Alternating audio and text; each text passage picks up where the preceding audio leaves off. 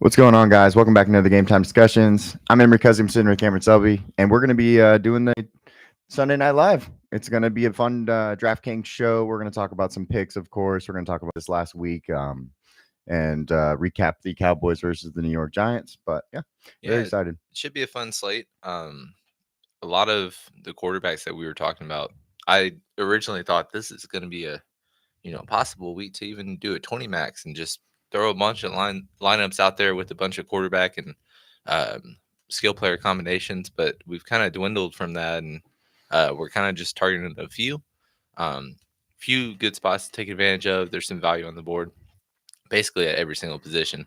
Now that we know, injuries and stuff like that, but we'll keep you all updated with what we've seen. There's updates from what our first look has in terms of injuries, but Right. nothing. I don't think that we're waiting on majorly, like a game time decision, other than like a Joe Mixon injury, which obviously that majorly impacts a Cam Akers roster, I guess, inclusion. Mm-hmm. But other than that, it's pretty straightforward. Yep. Let me pull up the game from Sunday. So or from not Sunday. I apologize. From Thursday, Cowboys versus Giants. We had this one a little bit incorrect on like what we predicted. We did have the right team, but you will notice that this game is much closer than what we said on uh, Wednesday last week, and it has a lot to do with the fact that Dallas just didn't look good. I think that Dallas just looked bad. It wasn't that the Giants were playing like amazingly. Obviously, they only scored 14 or 15 points. Like so, we just expected Dallas to score a whole bunch more, and that just did not happen. Yeah, I mean, essentially, they're once again just a highly undisciplined team that has a ton of penalties. They had 11 for 89 yards. Didn't really have the ball at all. The main reason it was so close is that they couldn't get the Giants off the field. Daniel Jones, outside of a few throws, Hmm. looked excellent for the third straight game. Um, Maybe excellent's too strong of a word, but looked much better than the public kind of views him as a Right. quarterback at this point, especially coming off an extension and then torn ACL last year. But yeah, Dallas does not look good. They lost Demarcus Lawrence and Micah Parson for multiple weeks, probably through their week 7 bye, which is a dangerous thing because right now one of the few undefeated teams left is Pittsburgh. They're going to Pittsburgh next week. The following week, it's home against Detroit. You're Yeah. 0-2 at home, and then also Detroit, one of the top teams in the conference. And then coming out of the bye, even if you do get them back, first two games are San Fran, and then you're gonna have some Philly action. Right. So it could get bad really, really fast. If you're a Cowboys fan, you should be definitely nervous about what you're seeing on the football field. Yeah, and then on the other side of the ball, you have, of course, so we can look at some stats, of course, but like I was really surprised by how Dallas did their rotation at running back. I mean, it was just five guys touched the ball in the first quarter Hmm. from the running back position. And it's just or four guys, I apologize. Um, I just couldn't really figure out what they were trying to do, and I don't think they really know what they want to do because they don't really have a running back there that they're comfortable with. It seems like I don't think they think Rico's the guy. They think Zeke's probably old. Um, But he didn't and even look bad. Is the no, the frustrating part. I understand the lack of touches. The 2 weeks prior, majorly negative game scripts. They right, were down 3 scores at halftime in each game, and obviously, they needed to play catch up, and it was more passing inclined. But this game, we expected them to play from ahead the entire time, which essentially they did. Just it was a little bit less right, of a blowout, so to yeah, speak. But they still really didn't use him enough. That sucked. My prop of the night was a Zeke yardage prop, and it's just like he was on a good pace on a yards per carry thing, but he just didn't get the touches, which is frustrating to say the least. I mean, they only were on the field for 24 minutes, yeah, which is pretty insane against the Giants team.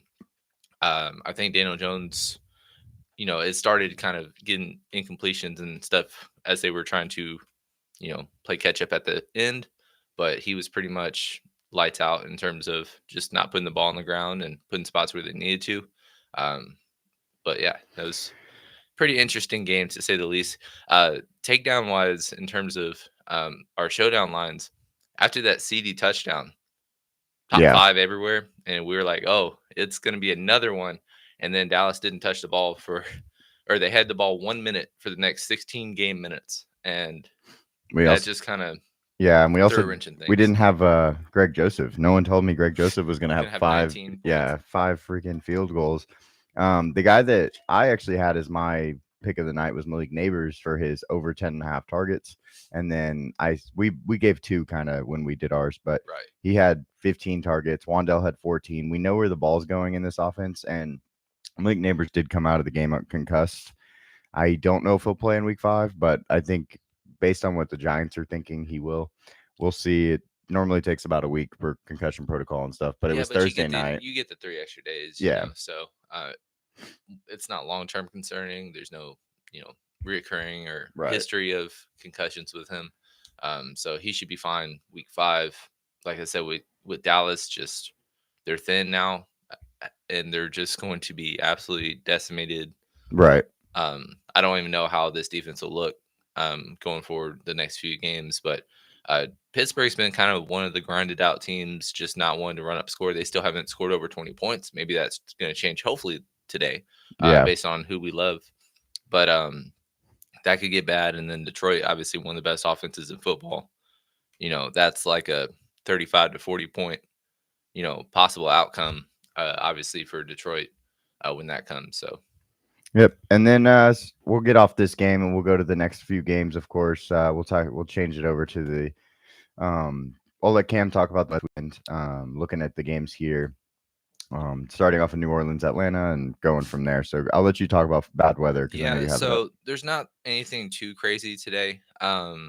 Obviously, there's a hurricane that's kind of coming through on the East Coast, so there's kind of residual stuff from there. So, like for example, Philly and Tampa, there's a decent chance of rain, possibly like a typical Florida shower where it's Hmm. just like it pours and then it's like, oh, it's good. Beautiful outside.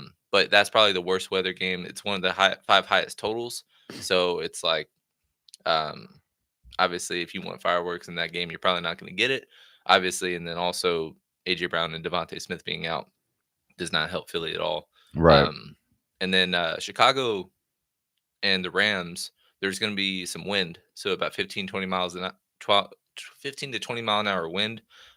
So obviously, that's not going to affect the run game or just make it kind of low scoring, but just deep balls and long field goals and stuff like that are probably, you know, seldom to none today Hmm. in that game. And then possible shower, like quick shower for the Carolina Cincinnati game, but nothing crazy. And then scattered showers tonight for the showdown Buffalo and Baltimore, which is the game of the day Yes. in our eyes. So, but nothing crazy enough to where it's like start sit decisions. You really, it's impactful in that regard. Right. Looking at the board, you know, some good games. I can actually switch it over to picks because we're going to talk about them anyways, and they're the same thing. So let me share this tab and um, some of the games that, of course, are going to happen coming up. But looking at our records and stuff, I'm 28-20. There's only one guy better than me right now. It's I don't even know his first name, Bowen. But he's at 30-18. Looking at some of the picks, though, Cam and I had actually, the only guy. Okay, so there were some different ones. Pete Prisco always tries to be different. I swear he does. So Atlanta and Chicago. Atlanta beating the Saints at home. Chicago winning over the Rams at home. The Rams are decimated on the O line and everywhere, so it kind of makes sense for us to feel that way. Me and Cam then split Minnesota Green Bay. Yeah. So I And think it is worth noting Jordan Love is back today. He will be playing. Whether that is a risk or not, who knows? But it's basically whether or not you're going to roll with the Vikings train or if you are going to just say the Packers split. And nothing has really kind of swayed me that possibly Minnesota will kind of sweep them. right. So that's why it's a not a comfortable or a confident pick in Green Bay, but it should be a fun game to watch at least. Yeah, I think I'm running with Minnesota. I understand the idea of like going Green Bay because it's like the rivalry of the game, and Green Bay hasn't been terrible with Malik Willis and whatnot. But I'm gonna go Minnesota and see if they can't win 4 in a row. I'm sure Nick would like that. Next up, Real quick, Oh, Robert Cassius has a question, so need some wisdom. Brian Robinson or Xavier Worthy in the flex spot today? oh, all right. We love Brian Robinson today. Um, he should get all the touches in the world. Obviously, Austin Eckler is out with a concussion, and we just know where the ball is going. Yeah, As long as he doesn't get sniped multiple times by rushing touchdowns for Jaden Daniels, that's one of the high scoring totals on the entire slate today. Should be great. Xavier Worthy is kind of very volatile. I'm sorry if he hits that 60-yard touchdown, but Brian Robinson not only is safer, we just think he's one of the best plays on the entire DraftKings slate, let alone, as a flex in right. a redraft league. So Xavier Worthy is going to hit 20 plus points 4 times this year, and you want him in your line, of course, those weeks. But this is one of those guys in Brian Robinson who will almost be a for sure start as long as Austin Eckler's out. He's going to be able to get 15 on the regular, basically. Oh, it's actually Brian Thomas, not Oh, that makes a big difference. yeah. Huge It difference. does. I would still side with the Brian, probably. Obviously, Houston just kind of came off a game where they had a 4 touchdowns allowed to Sam Darnold. Brian Thomas has been very steady Yeah, so far this year. Hasn't had the boom game, but he scored week 1. Last week playing catch up, they essentially were just kind of feeding him and Christian Kirk. And obviously they're 0-3. They need to yeah. avoid being 0-4 at all costs. And Houston's secondary has not been great. Let I me think I'm still going to side with Brian Thomas. let me grab a team targets for them, because Yeah, that'd be a good. Brian Thomas has had 9 targets last week after having 4 and 4 in the first 2 weeks. So he obviously his production went up, should go up if he's going to get that kind of volume. What I will say is Xavier Worthy is going to get 4 touches a game. Of course, he's electrifying and he could do anything with those touches, but he had 3 targets and then 4 targets and 4 targets in week 2 and 3. Brian Thomas just has a higher floor, and he's also, ran a 4.33 and is explosive and can break the top of a defense. He 2 weeks ago he had 2 catches, one of them ending up in a 65 yarder or something. So yeah, I would definitely side with Brian Thomas. I think that he's definitely safer, but you will get those boom games out of Xavier Worthy, and after that game you should probably look to trade Xavier Worthy for a better player. We watched in our league after week 1. Mark Andrews got traded for Xavier Worthy week 1. And so you can find ways to get better players. Obviously, Mark Andrews hasn't worked out necessarily, but you can upgrade at other positions. Yeah, so hopefully that helps you out. Like I said, if today's the Xavier Worthy 60-yard touchdown and boom game, apologize, but I think Brian Thomas is safer. He has a higher target share, and we just think it's a better game environment overall. And then he said in a different league, Zach Charbonnet or Javonte Williams at RB2. Definitely Javonte. Yeah, Two agreed. reasons. Zach Charbonnet, Kenneth Walker's back this week, so I expect him to get basically half the touches or opportunities that Kenneth Walker, or even less. But also, Detroit is number 1 in the NFL against running backs. From a fantasy perspective, and they just haven't really allowed anything. I don't think that's a great game environment from Seattle in general. Even me as a Kenneth Walker owner, I'm very hesitant to even start him. And it's not because of the injuries, because straight up the matchup is not Right. good at all. And then with Javonte, it's very uncomfortable, but he's still getting a lot of the snaps. Yes. Last week, he had a fumble, and Sean Payton's always been a guy that's just like, you fumble, you don't get to play kind of, or get the touches kind of thing. But he, I think he is a good buy low kind of candidate right now, because Jaleel is just not what the public thought he would be, and he's just not getting opportunities. And over time, again, Sean Payton has been one of the biggest in terms of running back target share. So PPR league's very friendly to his style of offense, and that really hasn't happened yet. So that's just kind of why I side with. It's a little bit uncomfortable either way, but Javonte is probably the one I'd side with in between those 2 guys. Yeah. So looking at week 1 when Kenneth Walker was healthy, he had 60%, 66% of the snap share, while Zach Charbonnet had 34%. Javonte is getting plus 50% in every game. And so he should have obviously more opportunities just being on the field. Plus, I think they're going to have to lean on him a little bit more in general because they don't have a running game and they're going to have to just try to force one a little bit. Right. So, but yeah, hopefully that helps. And then getting back to our picks, looking at our picks, you know, we split Indy and Pittsburgh. I thought that was interesting. I picked Indy because I just don't see Pittsburgh going 4-0, and I think I'm playing You're going 5-0 actually. What do you mean? I'm playing a trend here. So Well, I mean, I did that twice on this. I did play the trend twice on this whole lone thing wolf in here. it. Yeah. Well, I mean, it so far with the picks this year, it's been just going against the consensus on a lot of things. I Mhm. mean, dogs have just absolutely killed and uh, won outright in a ton of games that they shouldn't be, or Five and a just halfers. higher totals and stuff like that. Um, so I don't fault you for it. I just really like Pittsburgh. They're a better team overall, They and are. Indy doesn't really scare me in any kind of way. Maybe it's like another 13-10 game and they squeeze it out. But if Pittsburgh can score over 20 points, I just don't see Indy I keeping think up. I think this is going to be that one crazy game that we're like it's weird how the slate works out sometimes, but when you get two teams that you're like, oh, this is going to be a really low scoring game, all of a sudden it's 27-24 and you're like, whoa, okay, where'd that Mhm. happen, but yeah, I think for some reason I'm just playing the trend on this game. I actually want Pittsburgh to win, like if for our lines and stuff, of course, Right. but I just see, a 4-0 Pittsburgh team versus a 1-2 Colts team in Indianapolis. I'm like, meh, let's go with the craziness and switch it over. Right.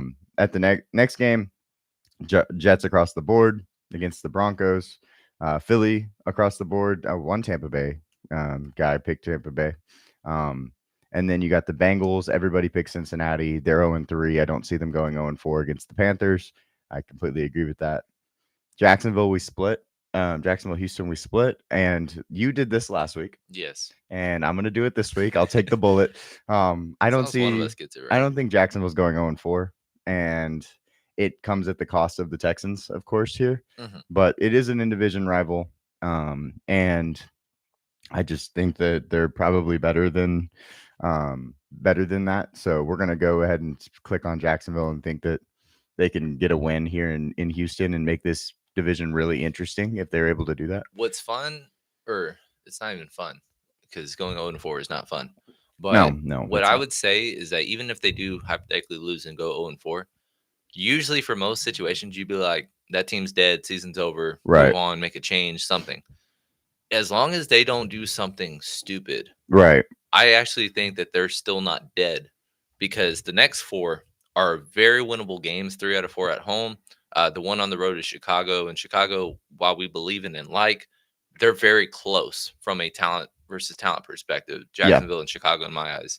And so I wouldn't be shocked if all of a sudden, oh, then they win 4 straight. And then all of a sudden they're 4-4. And it's just like, now you're back where you probably were going to be. Hmm. And then let's see how the season finishes. But Jacksonville, since Trevor has been outside of his rookie year, they've been very streaky. Right. So even their playoff season where they had the comeback, they had to win like 6 or 7 to get into the playoffs. And then they performed and had their playoff game and played Kansas City close. And then last year started 8-3, trending to be the 1 seed. And then it fell apart. They lost 5 of 6, missed the playoffs. So very streaky. But I wouldn't be shocked if they, kind of turned it around, even despite them being 0-3. Yeah. And then the next game that we don't have any differences. We both went Arizona, but there's some Washington love on the board. Washington has looked really good. They are actually number one in the NFC East right now, taking over that division, as you can tell. Then we all went San Francisco because they're playing the Patriots. It is what it is. Cleveland gets the nod against the Raiders. It's so sad. Devontae Adams, Max Crosby are both going to be out for the Raiders, and I'm very sad about that because I actually think we have a chance against Cleveland. How they've looked. But without those guys, I can't really side with us. It's just tough. That's my one of the least interesting games that I could imagine Yeah. today is just Cleveland versus the Raiders, because can the Raiders win? Yeah. Am I going to be shocked? Not at all. But I don't really care enough. Maybe you do, but I mean I'm hoping. last year, even despite the struggles, it was basically 500 for the first couple weeks, and then went on a losing streak, and then had some sneaky wins at the end of the season. It doesn't feel like either team deserves to be 2-2. after this game, Yeah. so maybe we should just pick tie and just move forward. Well, they're -2.5 to Cleveland right now.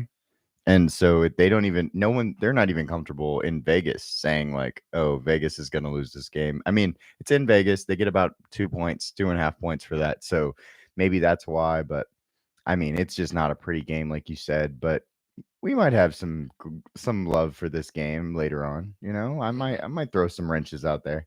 KC going 4-0. Justin Herbert is going to play. He is gonna Both play. of their tackles are out though. I think someone else is out. Derwin James Derwin is out James due is to out. That's right. suspension. Joey Bosa, I think we're still waiting on, if I remember Okay. correctly. But and then going to the next game, Baltimore. We have Baltimore, both of us, against the Bills. It's not a trend. It's that Baltimore's good at football, and the Bills are about to be 4-0 if they win this game. I'm just going to be confident in the fact that Baltimore's not going to allow that in a very tight AFC race. So that's why we're looking at that. You and me picked differently on the Tennessee-Miami game. It's just tough. It's one of this. It's similar to the Browns and Raiders, where it's just like I'm not confident at all in either team. Mm-hmm. Just riding with the home team, but I'm not shocked at all if Tennessee wins. Maybe I might be swayed one way or the other, but I'm not confident in the Miami pick at all. Right. Gary said, and Green Bay shocks the Vikings today. Yes. We need some. We need Nick. Where is Nick? I need some Vikings and Packers. Oh yeah, shit talking. Yeah, where's it at for sure? Yeah, the void, it's coming. Yeah. So I think truly in this game, I picked Tennessee because I think that their defense is too good. I think this game is like really, really low scoring and boring, and I think they win because they score 17 points, and so that's not exciting at all. And remember, this is a rematch of last year where Tennessee, was down 2 touchdowns in the final 3 minutes and came back and actually won the game. And so it was a very interesting, fun finish. And hopefully, good thing there's 2 Monday night games. I'll say that because I'm much more looking forward to the Seattle and Detroit game, which Seattle's looked great. Again, Kenneth Walker's back. Having trouble starting, sitting doesn't matter. But from an entertainment perspective, it should be a great game. A lot of playoff implications for tiebreaker purposes. Because if it keeps trending and these two are the teams that win their respective divisions, that's going to be the tiebreaker to see who can possibly get a 1 seed or 2 seed or 3 seed. So Detroit definitely needs to step up. They have looked good, not great, not really a convincing win on their board yet. I mean, the Rams almost took them down week 1, and then last week that was the 52-point total that ended up 20-13. Yep. Very kind of weird game where they just kind of grinded it out. The main thing is just their run game looks even better than it did last year. Oh yeah. But yeah, it should be a good game. One thing with this game is also like we're going to be attacking Detroit's secondary because we just talked about we hate going running backs against them because they're first, but their secondary is still ranked 25th or worse every week. So we're going to be using Seattle receivers more than we are going to be using Kenneth Walker, Zach Charbonnet. And then let's go to our spread picks. I think you have 4 in right now. Yeah. Did you delete one? I did not. So I don't know who it was. I don't know who it was. So I put Dallas -4 because that's truly something I would have done. It was a dog. And at 4.5. And they closed at 5.5. But when we talked about it on Tuesday, that's when Thursday or Wednesday, that's when I would have like put the bet in. Oh, you know what it was? Okay. It was well, and I'm also surprised why that's not one of your picks, but Jacksonville plus 5.5. Oh yeah, that's a good one. If you're picking them outright, it's kind of, feel like you would think that they're going to be within 5 points. I think I was just I think when I was doing this, I was more confident in these favorites, and for some reason I wanted to go favorite heavy, which is always super scary because all these underdogs have been winning this week or year. Now it is kind of controversial, not even really controversial, but I mean, you got the number on the Dallas. I did some parlays early in the week to get Dallas at 4.5. It jumped at 5.5. They won by 5. I know. And it all happened because of the first missed 50+ yard field goal of Brandon Aubrey's career. Lost a lot of people money probably, but you got that up. So Pat McAfee talking about that was hilarious. He was like, yeah, of course it would be a kicker and this and that. I was like, yeah, Pat would be mad about that for sure. But yeah, so these are our spread picks. If y'all want to tail, y'all are more than welcome. I'm not as confident in all of these as I'm pretty confident in Detroit. I think that that's a pretty solid one, -3.5. Um, but yeah, I think the other one we agreed on was Atlanta Yeah. -2.5. Yeah, so that's against New Orleans.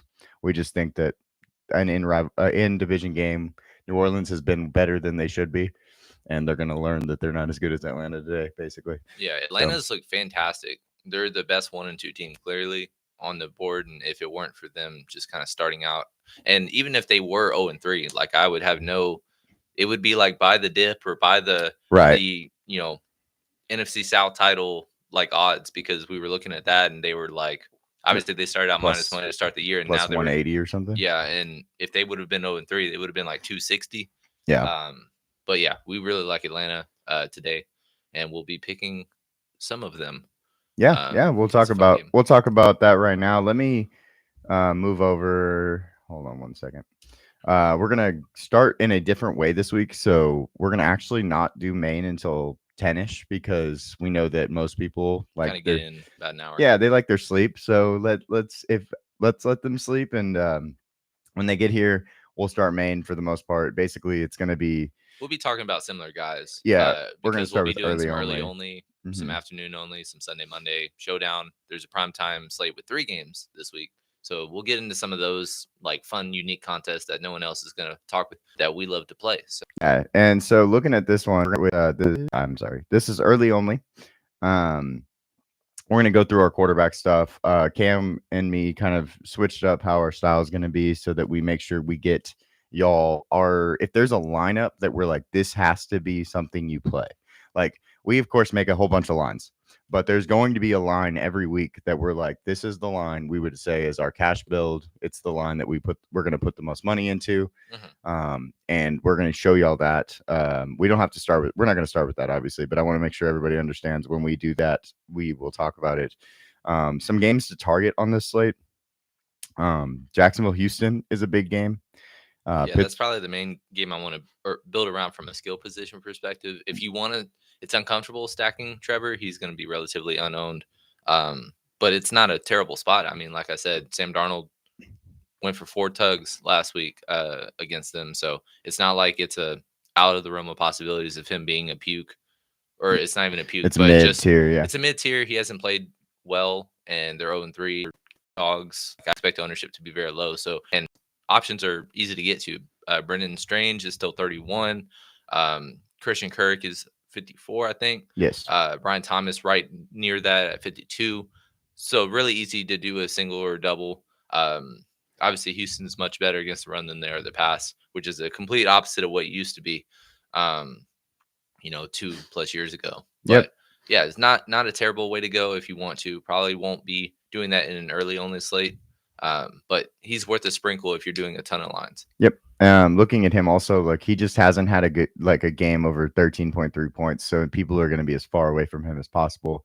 I'm gonna say if you're doing a 20 max, you should sprinkle him in 2 lines, and you'll be probably Way over the field. yeah, exactly 10%. So way over the field. Some guys we do want to talk about get into this game, and also these guys will be on our main slate.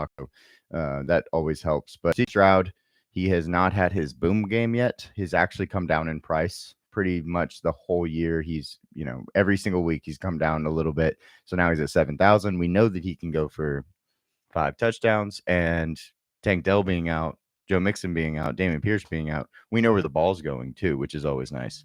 Yeah, with Jacksonville, obviously we were talking hyping up a Jacksonville possibility just because you saw what Houston allowed against Sam Darnold, and they haven't been great against the pass other than a Caleb Williams game. But with on the other side of things, Jacksonville, we all saw on primetime television giving up 4 touchdowns to Josh Allen in the first half. Basically 2 of the first 3 games they've allowed over 300 total yards to quarterbacks. And CJ Stroud, 2 of his best 3 performances the entire last year's DraftKings slate came against Jacksonville. One, he had 3 total touchdowns and a rushing touchdown. And then the other game, he went for 300 plus 2 scores. Obviously, massively returned value.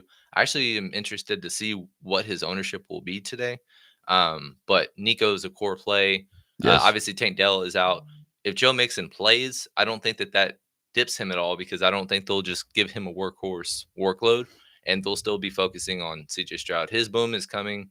Um, I think it could be this week, but it just depends. You kind of got to spend up to him if you want to get to him. But he's really the only guy on this early only slate. If you want to go back to the pricing that I would even really consider up top, like Jalen Hurts. One, he's without two of his best receivers today, and it's arguably the worst weather game of this early on this slate. Right.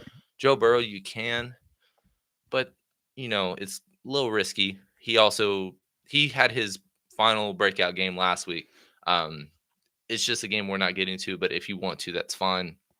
And then after that, Baker, same game environment as Jalen Hurts. And then after that, it gets kind of ugly. So Yeah. CJ is really the only spend up that I would look to get to if you were building a couple of early only lines. Otherwise, I'd probably just kind of go pretty cheap. Yeah. And then, I mean, guys, if you make like a 20 max build, I think you could sprinkle.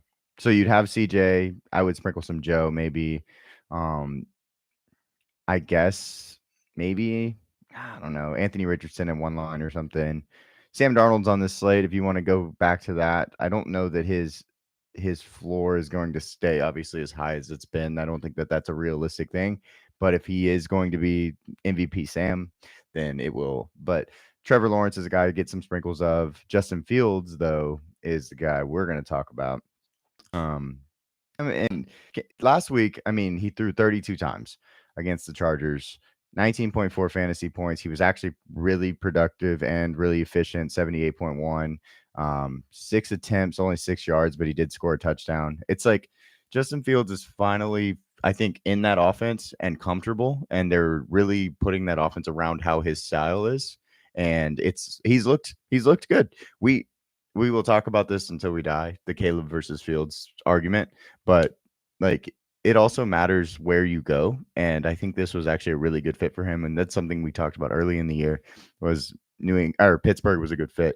I think that this is going to be a smash spot today. Yeah. So with him, he's earned this starting job. You can't go back after 3-0 start. They're favored today. They'll be favored next week to start 5-0. You do that, you can't go back to Russell Wilson. I don't care. He doesn't provide any benefit to you. He's not going to be your starter next year, but Fields could be. Right. And you need to find out right now because obviously you need to pay him soon if he's going to be. He's played well. From a fantasy perspective, he hasn't had the boom game like we are accustomed to seeing yet. But the rushing attempts are there. The passing volume is starting to get there. Obviously, he had 32 attempts last week, but just only one multi-touchdown game. He got to 19 last week. Even if he gets to 19, that's a great score for a 5,500 play. But Indy, obviously, they allowed 363 total yards to Caleb Williams, which basically more than doubled his first 2 weeks total. Yeah. Allowed 3 pass catchers over 75 yards, including Cole Kmet and Rome Odunze having his breakout game, and then DJ Moore doing a pretty steady performance. Indy's just very banged up defensively. Good game environment. Obviously, it's somewhat a neutral site field. I love Justin Fields today. And also the ownership doesn't even seem that like it's going to be that crazy. So Right. we're going to Exactly. be way over the field. Probably 7 to 8 times the field of what his ownership will be. And that's not even going to be like the bulk. I mean, he'll be in a lot of our lineups, but not 50% or anything like that. It's just a normal amount. Well, okay. Hey now. All right, let's settle down. But no, I think that Justin Fields is a really good play today. Looking at some other guys, obviously you could go to the Andy Daltons if you really want to come down here to 5,300, and that could be your puke stack against Cincinnati, who has had a terrible defense this year. But that is the lowest option you can get to down here. The tough thing with Andy Dalton, obviously, Adam Thielen's out today and is on IR. The hamstring injury he suffered. And also, Dante Johnson didn't practice because of a groin injury, and he kind of was dealing with that throughout training camp. Kind of scary, especially when you know that he's going to be one of the chalkiest receivers. So it's kind of like don't go overweight to the field on Deontay is what I would say today. And then other than that, it's going to be hard to kind of diagnose. Is it a Jonathan Mingo is the secondary? Is it Xavier Legette? Obviously, Mingo is the one that is cheaper, but he's been playing more snaps consistently. Xavier actually kind of had, I think his Yeah, the most snaps of the season last week with 44, which was 59%. But Mingo's been north of 63 for the last 2 weeks. Um, and then also you can't ignore Chuba Hubbard because he had his 30-point breakout game and he's only 5,700. So that's another guy to keep an eye on. And I'm not saying you can't double him, but typically he's not a running back that you would just kind of think to like Right, for sprinkle sure. as a second option And he with the only stack. he only had 58% of the snaps. And I think that that's an interesting thing to like bring up that Miles Sanders still has a very large workload, Mhm. and that has to do with the fact that I just don't think anybody's ever going to say Chuba Hubbard is a 1A like all by himself type of back. So, Well, it did help that they were up a few scores against, right, but yeah, for I sure. mean, consecutive games like Miles Sanders has had nothing less than 37% of the snaps through each game. Yeah. Opportunities wise, it's been way in favor of Chuba. Like if he's on the field, he's getting the ball kind of thing. But yeah, it is an interesting kind of point in conversation. Next up, we're going to look at the running backs, and some of the running backs, actually, almost all of the running backs in the upper echelon are on this slate.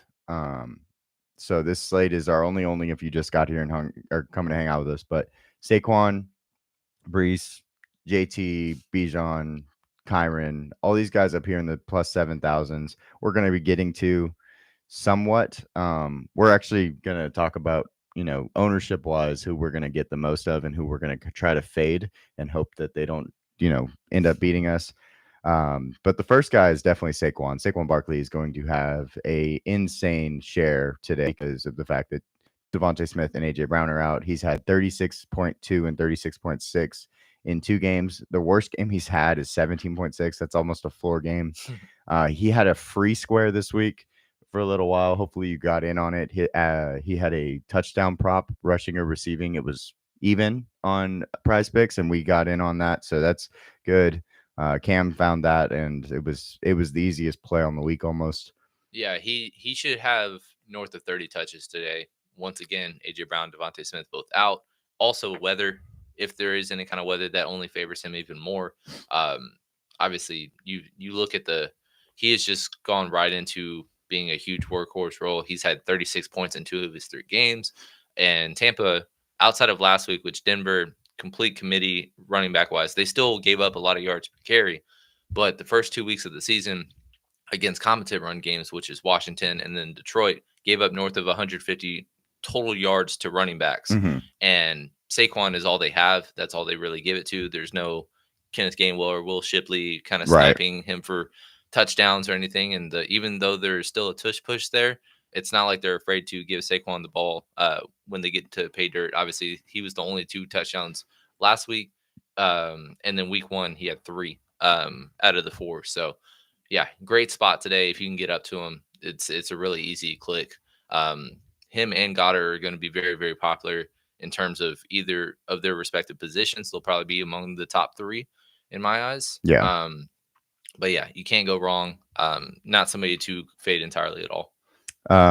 He's had 80+% of the snap share in every game. I mean, he's just the workhorse, as we know, and that's why he's the most expensive. Brees Hall is the next guy. We're gonna I'm gonna get a lot less Brees Hall than I'm comfortable with this week Yeah. because I want to pay $200 Yeah. more for Saquon, and I'm gonna come down here to Bijan and Kyron. So Brees Hall will be a guy that we probably won't get much of, and he's in a good situation at home, $5 running back. It makes me very nervous, but it is what it is at this point. Yeah. JT has looked great returning from injury. Hopefully he stays healthy throughout the year. Mhm. Obviously, back-to-back years of just being banged up. But I believe he had 100+ yards back-to-back weeks against Green Bay. They just didn't want to give him the ball, and he was turning it over. But at 135 yards and just 14 opportunities, which is very efficient. Last week, obviously, back to 110 yards, 2 scores. Mhm.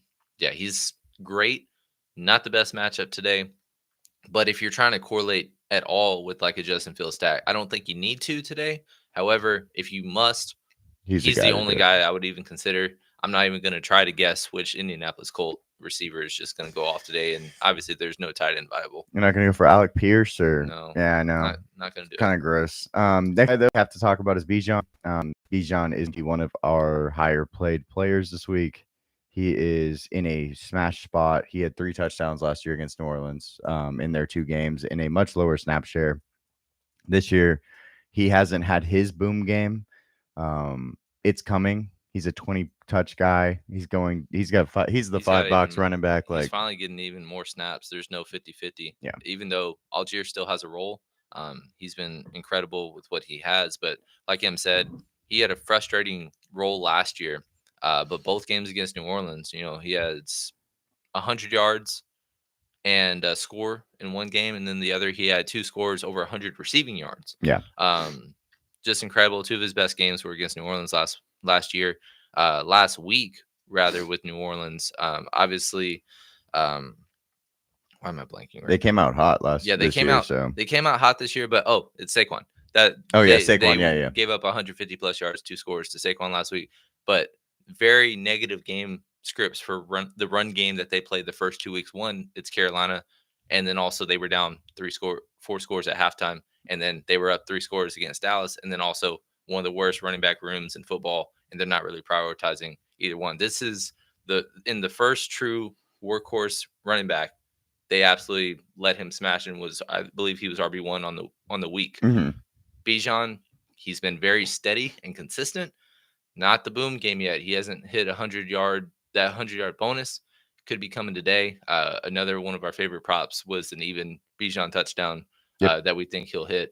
He should be in a great spot, and he's going to correlate because Atlanta being only 2,600 is one of our favorite cheap defenses as well. Yep. And then looking at this, Pittsburgh, Philly, KC, much better defenses than who I think New Orleans is. And I know New Orleans overdid themselves a little bit, but I don't think that that's going to continue. So I think that also helps him out is the defense is going to be softer today. Mm-hmm. Next guy I want to talk about is Kyron because he's going to have 40 touches. He's not efficient. He has no O-line, but if you get up a volume and you're going to get 1 fantasy points, you have to be talked about. He's got a touchdown in every game. Last game he had 3.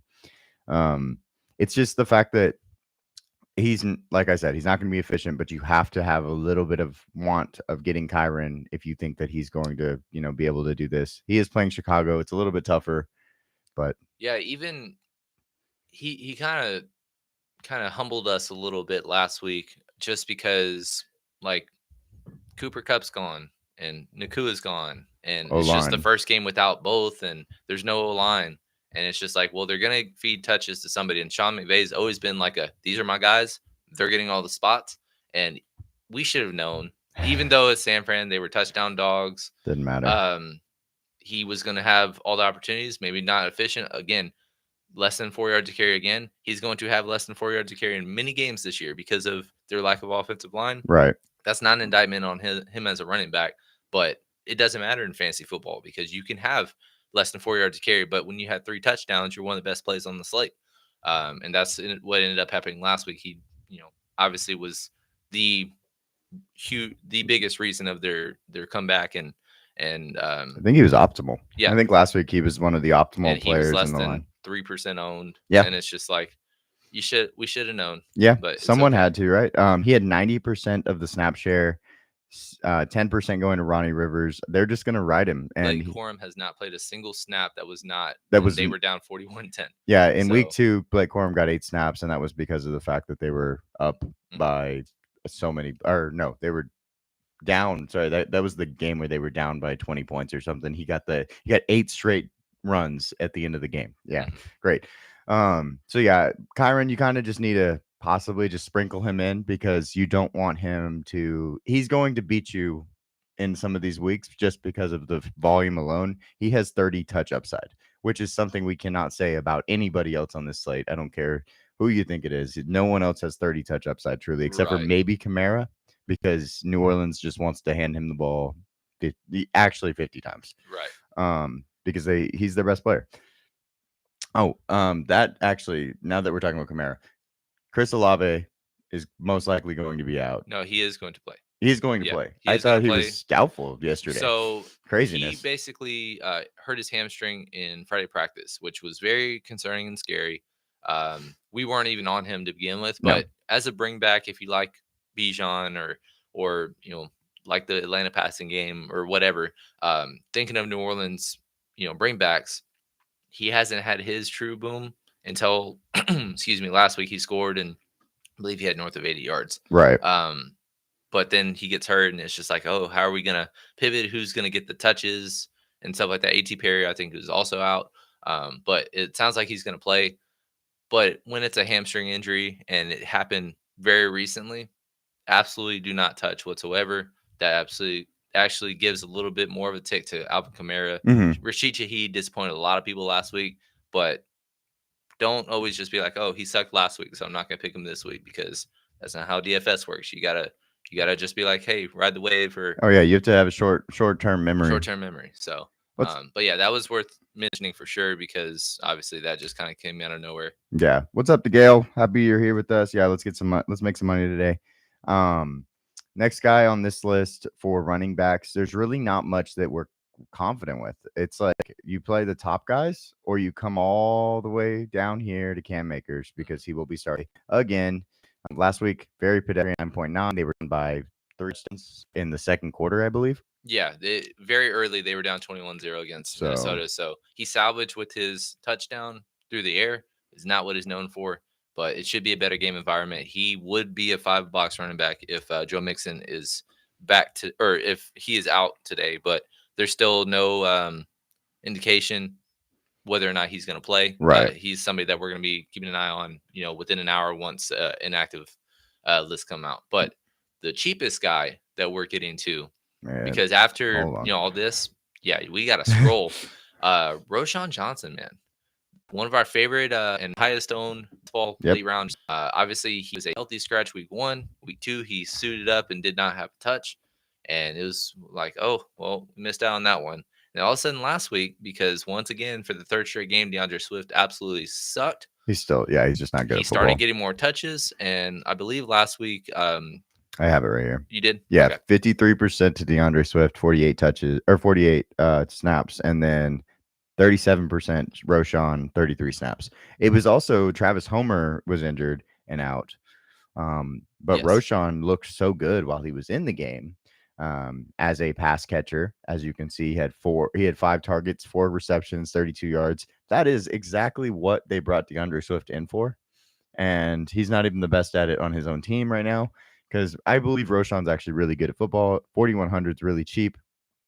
I mean, you just don't need that much out of a guy at 4,100. Like, And if he gets 10 points, you are killing it for that spot. And he's always been a guy that will get you some PPR stuff. He has not had last year he had occasional games where he had the 13 points or so, but it was never like, oh, this guy's out, so we're starting Roshan and right. He's got 20 touch upside. It was just like, oh, he ended up having more touches than we thought. We never really played him. But there was coach speak that was saying that we're going to lean into him more this week. And, a lot of times listen to what they're saying because maybe they're not efficient, but a lot of times more often than not, they're not going to say, hey, we need to get this guy more involved. And then he just has no touches. Right. So again, 4,100 basically minimum price as a running back makes a lot of things fit. And there's not really anything other than Cam Akers in the low 5s that is worth a play today. Yeah. So great spot for him. Really easy to get to. Decent game environment as well. Yeah. So that's our last guy on this slate. Let's build lineups. Let's start it off because we're getting to that point where we need to even move on to the next slate. And there's a lot of really good slates on this. We're going to talk about 5 different slates. So lots of stuff to talk about today. Looking at this, who do you want to start with? Do you want to start with the heavy stack, like the expensive stack, or the cheap one? Let's do a CJ Stroud build for some local Texans fans if they're even in here. But it's really easy and straightforward to know where you're going with CJ Stroud with Tank Dell out. Basically, you're going Nico, and you're picking between a Dalton Schultz potential because it's an ugly tight end slate outside of Dallas Goedert. If you're just going to click on him, cool. But if you don't want to get to him because he's going to be 40% owned on an early only slate, right?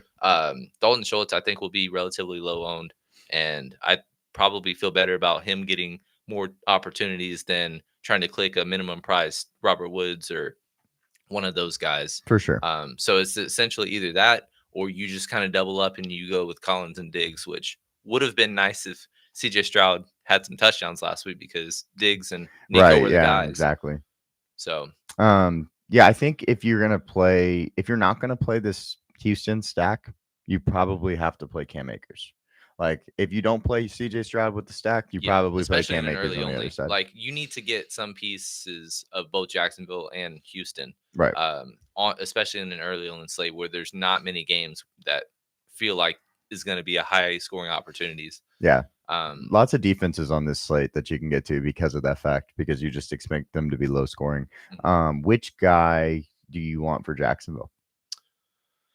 They're not so expensive. It's not like you're really pushing, like you got it's 5,400 Brian Thomas, like I flipped their prices earlier, yeah, but yeah, Brian, 5,200. both of them solid plays. Christian Kirk probably feels a slight tiebreaker win. However, and then also I know you did Daltas or Titan Right. Bill. Brenton Strange, second straight game, he had 5 targets. Mhm. He's 3,100. He is the cheap guy to get to. That Right. will have some sprinkles up today. So if you did go a Nico and Stephon Diggs or Nico and Akers or something of that nature, that's a cheap guy to open up to. That's a correlated bring back. And I do like coach speak. Like Christian Kirk last week said, "Oh, hey, we're gonna get more touches for him." Guess what they did? Gave him 10 targets. Yep. Well, I'm gonna stick with that because I think they're gonna ride that more so than anything.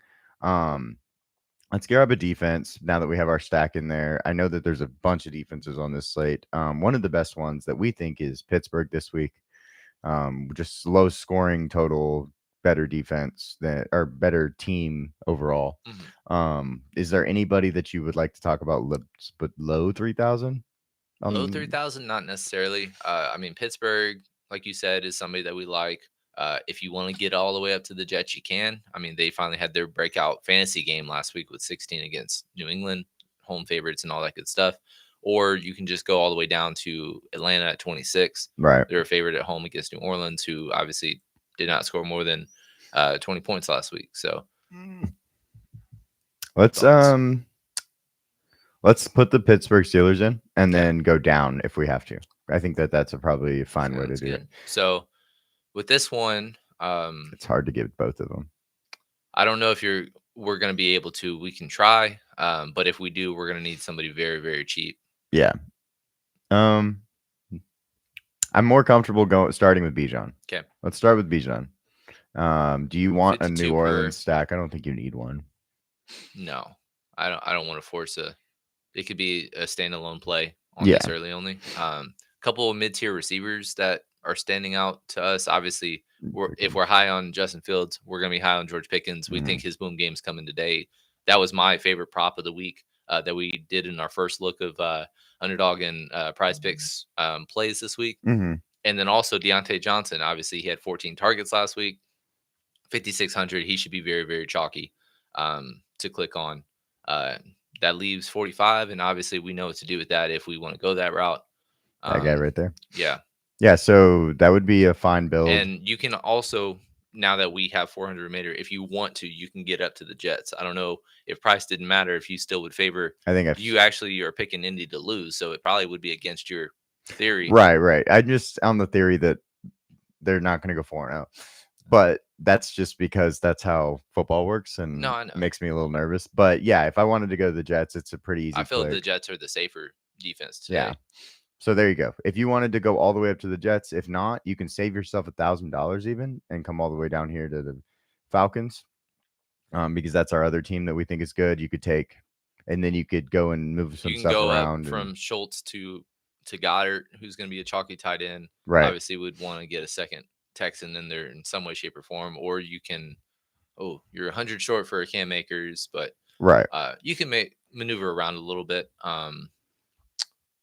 Yeah, it's not as much fun to build CJ Stroud as what we're about to do. One thing I will say, even though I do like the build that we just did, I think it's going to be really hard for me on an early only slate to not play either Goddard or Saquon, knowing that just eating chalk, but they're both, where the targets and touches are going. Right. So I think in my early only build, I actually did include. How about this?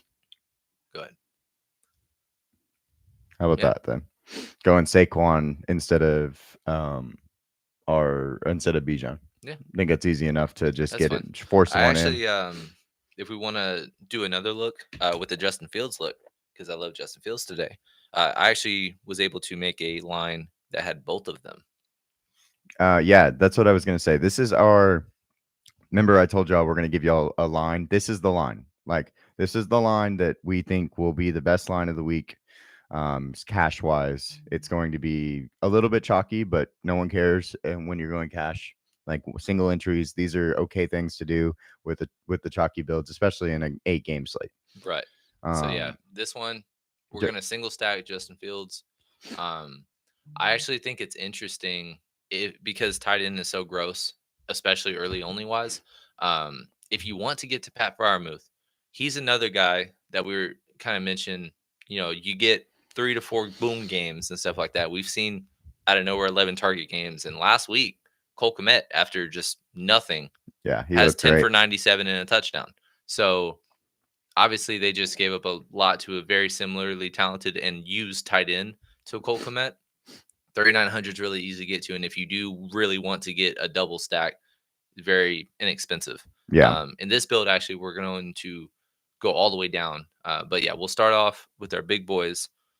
we do not have a bring back. This does not follow typical building styles on this slate. Right. Some weird things, obviously. Pittsburgh defense is really good. Indy has been awful on offense. So, you don't have to necessarily have a bring back here. And you'll see why we're going to actually stack I'll put it in now so that y'all can see it. But we're actually going to stack our defense directly. So you won't want to necessarily have a bring back in this one. Yeah, So, and then like I said, Jonathan Taylor, he's played really well. He would be, if you can get to him, you can afford him based on the guys that we're going to target in a right. moment. I just don't love the spot for him. And then obviously Michael Pittman's been a huge bust as a third, fourth round pick, or if you even invested in it, I'm sorry you did because we told you not to. But Alec Pierce is up to 5,000 now, That's a pretty lot. tough. Josh Downs is up to 46, and then AD. obviously AD is just not really gotten his He, boom game. He's had 1 catch in the first 2 games and then 0 catches on 1 target last week. mm-hmm. Um, just hard to invest in any of them, and that's why we just kind of would rather stack the defense and then play it as if it was just a single stack and you're just doing the running back Right, with right, the right, right. defense. Exactly. We're gonna start off though getting some expensive running backs in this one. Really quick, I do want to note because it also affects the slate. Joe Mixon officially is out today. Perfect. Beautiful. So now we know Cam Akers is an option, a Yes. real option. So, first guy we're gonna go to is Saquon. We don't need to talk about Saquon anymore. He has just been electrifying. Next guy we've talked about a little bit is Bijan. We're gonna add him in there. So now we have the two of the most expensive running backs by far on this slate. I love that. That is going to be a probably pretty duped, but it doesn't mean that Justin Fields will be quarterback in that set. Exactly. A lot of people are actually really high on Bijan, and we expected him to be I thought he was going six to to be much eight, lower owned. 6 to 8, and I think he's at 14. So on most things, so he's going to be a little bit higher owned than we were expecting, but it's going to be awesome. We need to get him in there. Wide receiver wise, we're going to go to where is Deontay? What's up? You just made a So face. I was waiting on DFS Kitchen, who we've referenced before, just kind of getting a dabbling of ownership and kind of rough range. It's another free source that you can look up on X. I'm looking at Saquon's ownership, There's 7%. there's no way. I disagree. I'm just saying that's pretty insane. But He is to expensive though. to understand, and obviously this is early only, so everything's going to be inflated. But Bijan is actually the highest owned running back on his list at 28%. So much higher owned than I thought he would be, but we still like him today. I thought the numbers would be flipped. Yeah. Funny enough. But Yeah. Brees is 19. For what it's worth, Alvin Kamara 12. Who's another running back on this slate? Chuba's 18. Najee's 35% today on Interesting. his, which obviously we haven't talked about him, but Jalen Warren is out. If Even you're more touches, and if you're not going with the Justin Fields, right, George Pickens line, he has had 20 opportunities in every single game so far this year, and he hasn't had a boom game either because of the fact that he has not scored. yes. We will have to talk a little bit about him in a minute when we get to the next or to Maine. But Nico is a guy we're shoving into a lot of lineups today. Yeah. I He don't think is I on don't the know how you thumbnail. can avoid him. Yeah, thumbnail. I don't Yeah. know, and then early only wise, I don't know how you can avoid him, honestly. Yeah. So we're gonna just throw him back in there. He's going to be one of the most played guys for us. What's his ownership? Just wondering, Let's see. because I think that's an About interesting 20. thought. Okay. Yeah. So Yeah. Fair very enough. reasonable, but obviously Deontay Johnson's the highest at 26, and then Who? Rasheed Rice, which is on the main slate at 24, is the other highest owned, you know, expensive or dom play. Right. Marvin Harrison we'll talk about in the afternoon in Maine, somebody that we're heavily targeting, 12%. Gotcha. Looking at our line, I added Deontay Johnson. He will be a guy in our line that we just talked about. We have 7,300 for 2 spots, but one of them is tight end, so it makes it okay. We're gonna do a bring back with our Nico ownership here. Get some strange. He's 3,100. He's getting almost runs the starting tight end. He has got 9.5 and 9.2, but at 3,100, you're pretty happy with that. And then the last guy, we have $4,200. I think we know exactly where we're going to go. We're going to go get a guy that will actually, with Roshan. Roshan is next to Dalton Schultz. Roshan's next to Yoshivas. These two guys will probably be more owned. And I think Roshan will probably be less than 1% Yeah, on the right day. now Roshan, according to that same list, is directly at 1%. Yeah. Which is kind of crazy that it's that low when there is coach speak and people that are sharp that play a ton of lines and stuff like that. Usually they kind of reference like, oh, He who's gonna said, get the ball yeah. and stuff, and he's you know obviously had a huge increase in uptick in touches, and then there's only been positive words this Mhm. week of saying we need to get him more involved. So even if you're just like, okay, he's going to split it 50-50 with DeAndre Swift, and maybe he doesn't even score, he still got 10 points last week, which is going to smash if that's what ends up being the thing today. So, like, I don't know how he just makes a lot of things fit. Right. And I don't want to get too crazy because we're probably only going to be playing 2-3 main lines and obviously probably 2 early only. But it's going to be hard to not be like the most overweight that one can be on a 1%er. Yeah.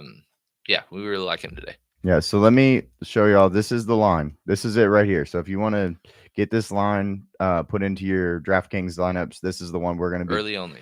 for If early you're only. just Yeah. joining. Make sure you get this line in there. We're going to obviously put this into our Discord. So if you're not in Discord yet, please get in Discord. That'll be somewhere where you can get all of our lines. All of our, like yesterday, Dustin, who's on the podcast, got 7 out of his 9 spread picks right and tied one of them. One was +3. It hit Yeah, big +3. week. We need to So make a tweet in his honor. absolutely. So we'll get his stuff out. But yeah, so that was really cool to see. We're going to be, of course, putting out more stuff in there as much as possible. So Yeah, Dusty's been absolutely killing it with his picks to start the year. yes. We've done well on some showdowns. Maine has been our nemesis, but is going to turn around. I actually pretty like today a lot more than I thought I would, Okay. honestly, because like I said, I thought it'd be a good 20 max, sprinkle a lot of smaller, Hmm. you know, entries and just kind of get a lot of play the ownership game a little bit. But then now entries came out, and I'm just again, we initially had like 9 quarterbacks. We condensed that all the way down to you even told me yesterday, I really only want to kind of target 4, if Matt. that. Yeah, I was like, I don't And even know. so that just kind of makes it easier for me to just have the confidence because it wasn't any of them that I'm just like, no, I'm not going to play Hmm. him. You can. I like all the guys. So, yeah. So we're done with the early only. Which contest do you want to get into? We can do afternoon. Afternoon. Yeah. I like the contest as well. It's pretty straightforward and really the one game that it's just like you need to kind of center your lineup around because again, when you're conducting a typical line on rules, you can fill out about 5 spots Yeah. and sometimes even 6, depending on if you do a triple or something of that nature. I think it's very viable to do a triple stack on a slate like this because really it's just spoiler. Ah, why are you doing that? I hate DraftKings sometimes. It is so finicky. Whoa. All right. So yeah, I don't even write line. That was one I think I made earlier. So quarterback straightforward. Mahomes has not had his boom game. At some point, he's going to kind of turn around his rough start to the season. I don't know if it's going to be this week or not, but he's playable. he will be the lowest owned of the guys above 6,000. I'll say that because Hmm. Purdy played well last week. Plus, he's getting Kittle and Debo Samuel back today. So very interesting. And I think being a home favorite, people will flock to him because he's basically the only, you know, play between 65 and 55. So really easy to get to. And then obviously Kyler and Jaden Daniels are just going to be splitting ownership as Yeah. the highest owned guys in the best game environment. Most of our line is going to be constructed based off that game. So really easy to get to. And then Yeah. huge stacks we mentioned earlier in the week, Deshaun Watson, good spot against obviously Andy Dalton went 3 tugs and 300 yards. It's uncomfortable, but if you want to go their route, cool. They are favored on the road today. And then Gardner Minshew, you know who it's really easy to stack now that we know that Devontae Adams is out. I Right. don't know if he'll have one of his typical Gardner Minshew-esque games, but he's the cheapest guy I would even, or that you can go because he's the cheapest starter Yeah. on the board.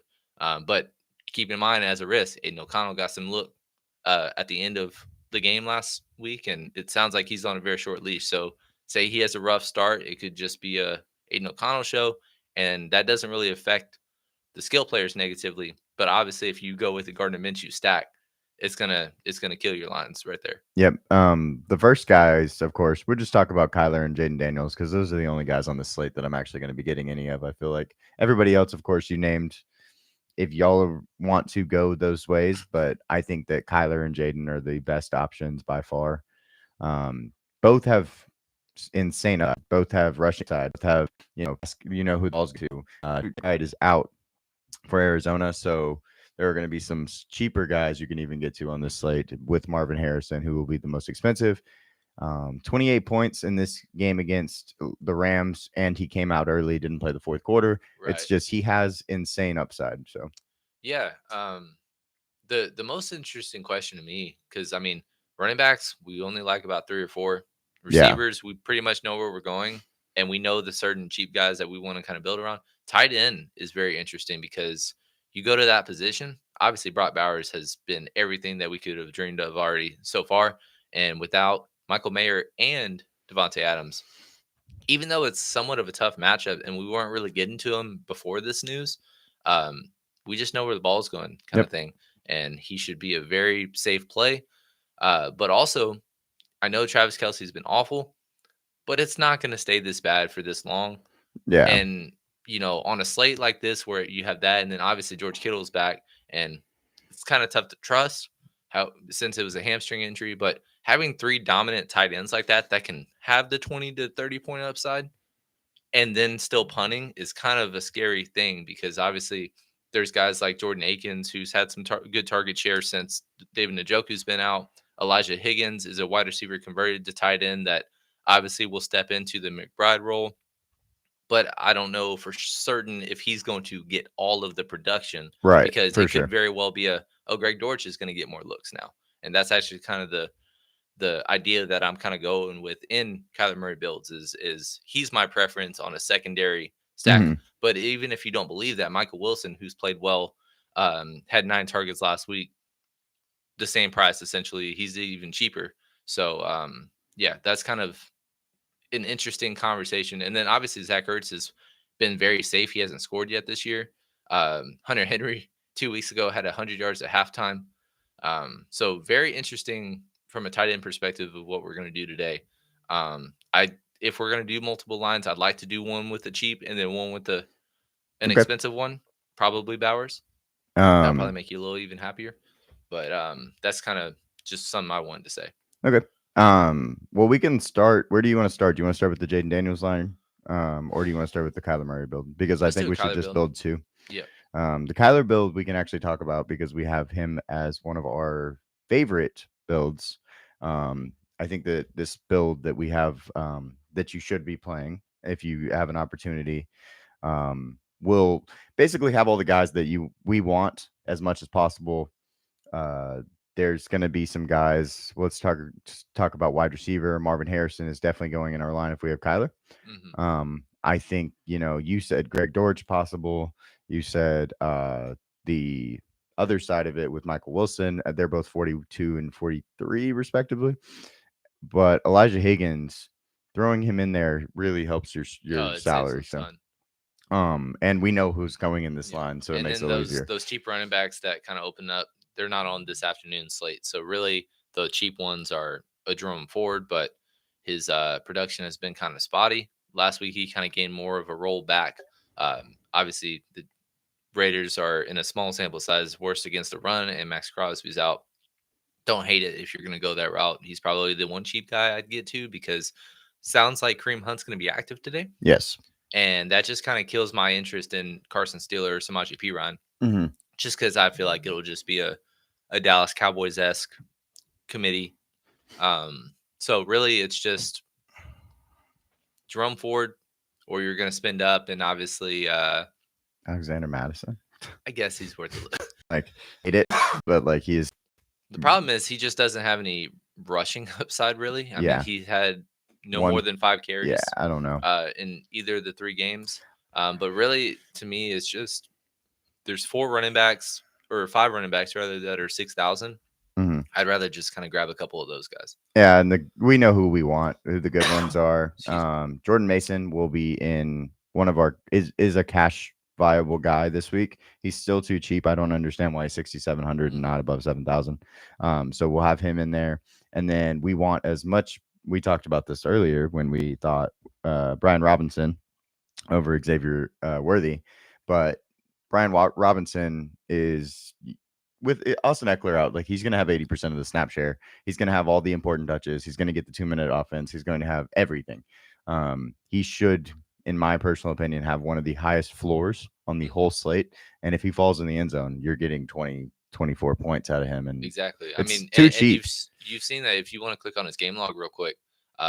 He bummed me a lot because we bet his rushing prop. Yeah. And we were one away from hitting a bunch of 3 and 4 picks on Prize Picks and Underdog, and obviously he had 16 for 33 against Cincinnati, and that kind of sucked. But the game before that, 130 plus yards on the ground.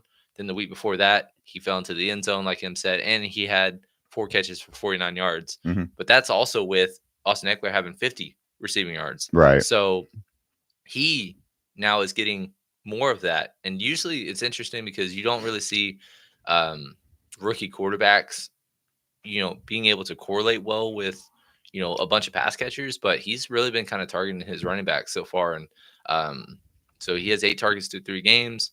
I'd expect 4 to 5 targets at least today.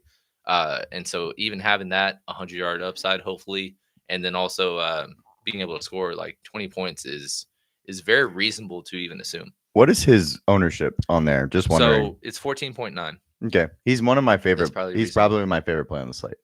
Like on the whole slate. Maybe he should have been the thumbnail. Maybe. No, he was on the first thumbnail. I made sure I put him on I put him on the Tuesday thumbnail. You're right. So you're right. I was early on him. But no, I think that he's definitely one of my favorite guys on the slate. 76% of the snaps. Eckler did play 13 snaps before getting injured. And Jeremy McNichols is the backup that came in. He played 8 snaps, which was 14%. It'll probably be 80-20 or 75-25. I just think that that's too much. They're playing. It's not like they're playing a good defense either. Arizona's defense isn't good. Let's see these matchups. Yeah, they gave up 200 yards, even though it was a low-scoring game. Yeah. It was one of the weirder scoring games because obviously it was supposed to be the highest total on the slate. It was 2013. You would think if you didn't look at the box score, oh, that game sucked. It busted. But, I mean, Marvin Harrison had his 5 for 64 in a tug. Trey McBride got hurt, so he didn't pan out if you invested in him. But Monvar St. Brown had his 20-point game. Jahmyr Gibbs had his 20-point game. David Montgomery had 100+ and a touchdown and 3 receptions because apparently he's a PPR back now. Yeah, right. So, but again, the premise, even though Detroit is one of the best, with utilizing their running backs, I mean, they gave up, what is that, 37, about 230 yards between the two of them. And then the week before, obviously, Kyron fell into the end zone, but it was a very negative game script when they were up 37. Yeah, exactly. Yeah. And then the week before, James Cook, good. He just into the end zone, but John dies. So obviously, Arizona is one of the worst defenses, but they've actually been worse against the run or running backs in general than they have been against receivers. And so even today, Jaden Daniels, until Terry McLaurin had his 4 for 102 touchdown breakout game last week, he was a zero the Yeah, first 2 weeks, exactly. and nobody else was really. It wasn't like this guy's getting the targets and production. It was just nobody was. Yeah. It was just riding the running backs, and then Jaden Daniels being able to be a dual threat. So yeah, Looking at this, the other thumbnail on this is going to be in our line. We're actually going to have 3 of the 4 thumbnail players from the week, I guess. Rashee Rice is going in our line. He is wide receiver 1 basically on the year, I think. What about his top 3 for? I know Neighbors was one coming to the week, but yeah, he's been top 5 as consistent as could Yeah, be. 20, 32.1 last week. It's 18, crazy. 32 it's awesome. 14 targets out of him. 110 yards, a touchdown. Like it's just he's got all the production. There's really no one else, and until Travis Kelce comes back and is him, and that's not necessarily going to change anything. Truly, Exactly. like if Patrick Mahomes is throwing the ball, this guy right here is getting 30% of the target share. It feels like for the whole year. Right, and he's one of the highest owned plays on the entire main slate today. So if he's 25+% owned on the main, you can bet your ass that he's going to be 50 plus on Oh yeah, for a slate sure. like this. Especially, it's really easy to fit both him and Marvin in, and I think that's how a lot of people are going to build. Oh no, we spent a lot of money at this point, and we still have a solid amount per player, which is crazy to me because everybody's at least 6,000 except for Elijah Higgins, who is our buy down. I'm gonna grab a defense because we talked about this defensive slate. Really, there's no one that I'm comfortable with except for going all the way up possibly to the 49ers. But if you don't want to do that, coming down here into this bottom part of the slate, the Chargers are a pretty good defense. Kansas City has not been here. A good offense. A good offense. Let's look at their game log points. They won all these games, so they're scoring about 25 points a game. That's okay, but they're not necessarily being special by any means. Right.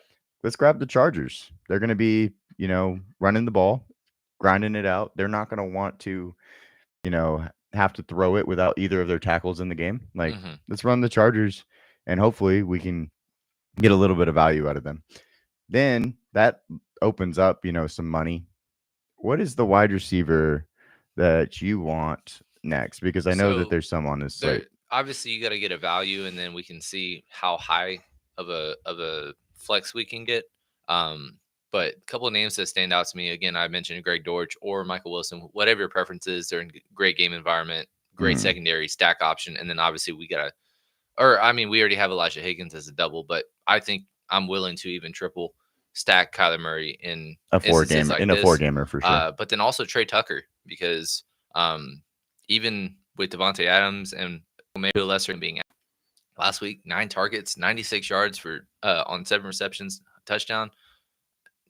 Nobody played him at all. Nope. And just kind of be like, if then, just don't fade somebody that just made the most of their opportunity when they got it. And I know you mentioned Jacoby Myers, and if we play multiple afternoon lines, we're not going to completely fade Jacoby. But for 1,900 cheaper, it's really easy to kind of make things work if you went that low. Yep, let's grab him because he's so fast. And we actually during the preseason got a little bit of him in best ball because in the preseason he was the main number 3 for them, and he looks great. So yeah, let's grab him. That gives us some extra money, 6,300. You can kind of look at the guys. You can look at through here.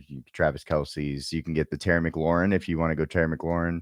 But we already have a bring back. That is the highest game on the whole slate, though. It's at 49 right now.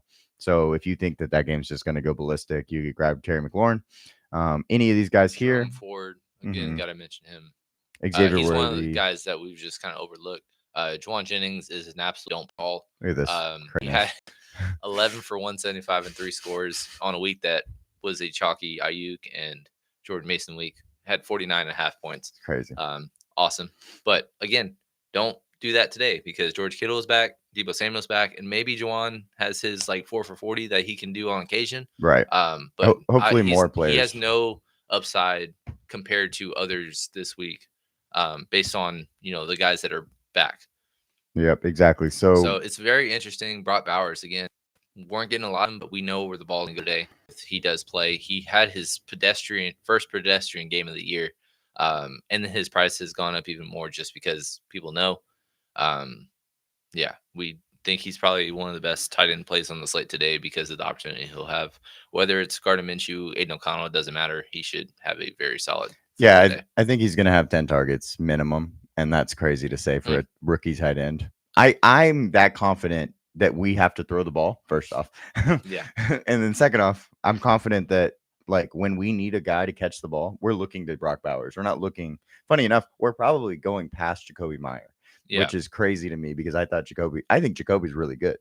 Right. Oh And yeah. I've always liked him as a player. really good out of the slot type of guy, but I just think Brock Bowers is an option that you can't overlook here. Right. So I mean, we still left 700, so that's going to be helpful and just not being heavily duped, and also going double tight end because rarely people do that. With that being said, we do have 700. Does that speak to you in terms of getting a more expensive defense, or do you just kind of want to let it ride with the guys we have? Because Arizona, no. Washington, no. New England. So you can only get up to 3,300 here. Right. If I could get to Cleveland, no, I don't even want So not that, but I need to get all the way. In the event that you want a triple stack, yeah, you can still, instead of Tucker, go with either Dortch or Wilson if you wanted to go that route. Not opposed to that whatsoever. I think I'm going to stay with Trey Tucker. Okay. In this situation, but yes, you could absolutely do that. This is, if you're going to play a line, guys, I'm going to show you the line. Ready? This is the line you want to play, and then you pick your last guy in. Basically, is how I look at it. If you guys think that you want a triple stack and go there, that's perfectly fine. If you were like, we obviously put Brock Bowers, but if you were like Terry McLaurin's going to have a good day, maybe you want to switch that. But yeah, I think that basically to me, because I do want Brock Bowers in this line, you pick your favorite $4,300 or less wide receiver and you ride with it. So ours is Trey Tucker. Is there even a look that we can do that is going to be able to get both Tucker and pick your favorite second Arizona receiver and not have to do Elijah Hickens, since we do have a Brock Bowers if we wanted to go single tight end? So you're saying do this and go? Because obviously we'd have to kind of do some maneuvering if we went Tucker and then tried to get up, because we'd be negative 500. Let's go look. Let's see. You got to watch it. It's easier. 36 Trey Tucker. So what am I at? 38. Yeah. So obviously minimum 400 or 500. If you like I said, the idea that I would have, just seeing like, is there even anybody that we would go down to? Or you could do this. But then you lose a little bit of the reason to do it, and it's still only 4,100. Yeah. So I guess we're just gonna let it ride. Probably just stick with one line for the afternoon only. But like Em said, pick those 8 and just fit your last cheap guy in, whoever your preference is. I would say don't make any other decision if you're gonna play this slate. These 4 guys have to be in your slate, no matter what. Like those 4 are going to have to be in your line to me, and then make it work after that. Because there are normally I would also add Brock Bowers, but Travis Kelce, George Kittle, those guys being on the slate, you don't have to go Brock Bowers. You could be like, okay, well, let's go Kittle. Both be lesser owned. Right. They have the same upside. So it's not like we're saying this is an obvious, like Dallas Goedert, for example, on the early only. He's the only dominant tight end that's above 5,000 that's going to play today. Right. And he's going to be very, very chalky. There's not necessarily a chalky tight end because there's 3 dom tight ends, and then there's probably 3 or 4,000 below options. Zach Ertz, Elijah Higgins, Jordan Akins, or was the minimum price guy you were talking about on this slate? Who? I'm trying to remember. It was somebody who had a couple of receptions in back. Oh no, no, he's Cincinnati. So Eric All. Eric All. Yeah, he's not on here. Gotcha. So, but there's a couple options. About 6-7 options at tight end. So I don't know if there's going to be a very, very chalky tight end, but these guys, you just got to play. Yeah. Pick a Jaden or a Kyler as a quarterback. And defense, I don't really have any vibes because the Chiefs early in the week were one of our favorite defenses. And then now that Herbert's playing, that doesn't mean, it's going to be a shootout, but it just gives us less confidence because we thought it was Easton Stick as of Tuesday. And obviously from a talent perspective, there could not be a wider gap between a quarterback 1 and quarterback 2. For sure. I'd have to really think about it. Yeah. That it's definitely going to help the team just for morale too, because you're playing KC. It's not like you're at home, but yeah. So yeah, this is our line. If you want to play for the afternoon slate, let me enter it, and then we'll go and grab the next slate. What slate was next? I'm sorry. So we can go a couple routes. There's a prime time. There's showdown for tonight, which is a fun Bills Ravens game. I actually haven't even tried to see what we could fit there. Do a count then. Let's do it. We are close to 10 o'clock, so we will start talking about Maine here in a second.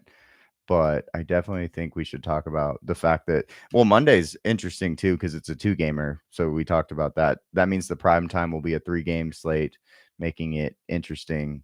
Let's check out this slate though: Buffalo versus Baltimore. So obviously 2 quarterbacks. Yeah, it's going to be hard to fade either. I don't know how we're going to be able to get both. Maybe there's a way. If there's a way. I know that let me pull up the RotoWire values because that'll kind of help with. I didn't do it, but this thing just kicked me. So give me a second. I don't know what happened. You're good. So yeah, Buffalo, Baltimore, should be a great game. In terms of value wise, the highest value, and again, is why if you're able to find it one reception, like Deontay Hardy, who has not had a stat this year, is the highest value at 0.64 fantasy points projected today. So that's kind of. That doesn't mean to play him, but on a slate where it's just you have Lamar and Josh Allen and both could go for 30, even if you get a 0 for that minimum price, as long as the other 5 hit, you're going to do very well with your line. And then if you hit that, we've seen a lot of times where we have the optimal line or an optimal takedown when we had basically 2 points as our 6th guy.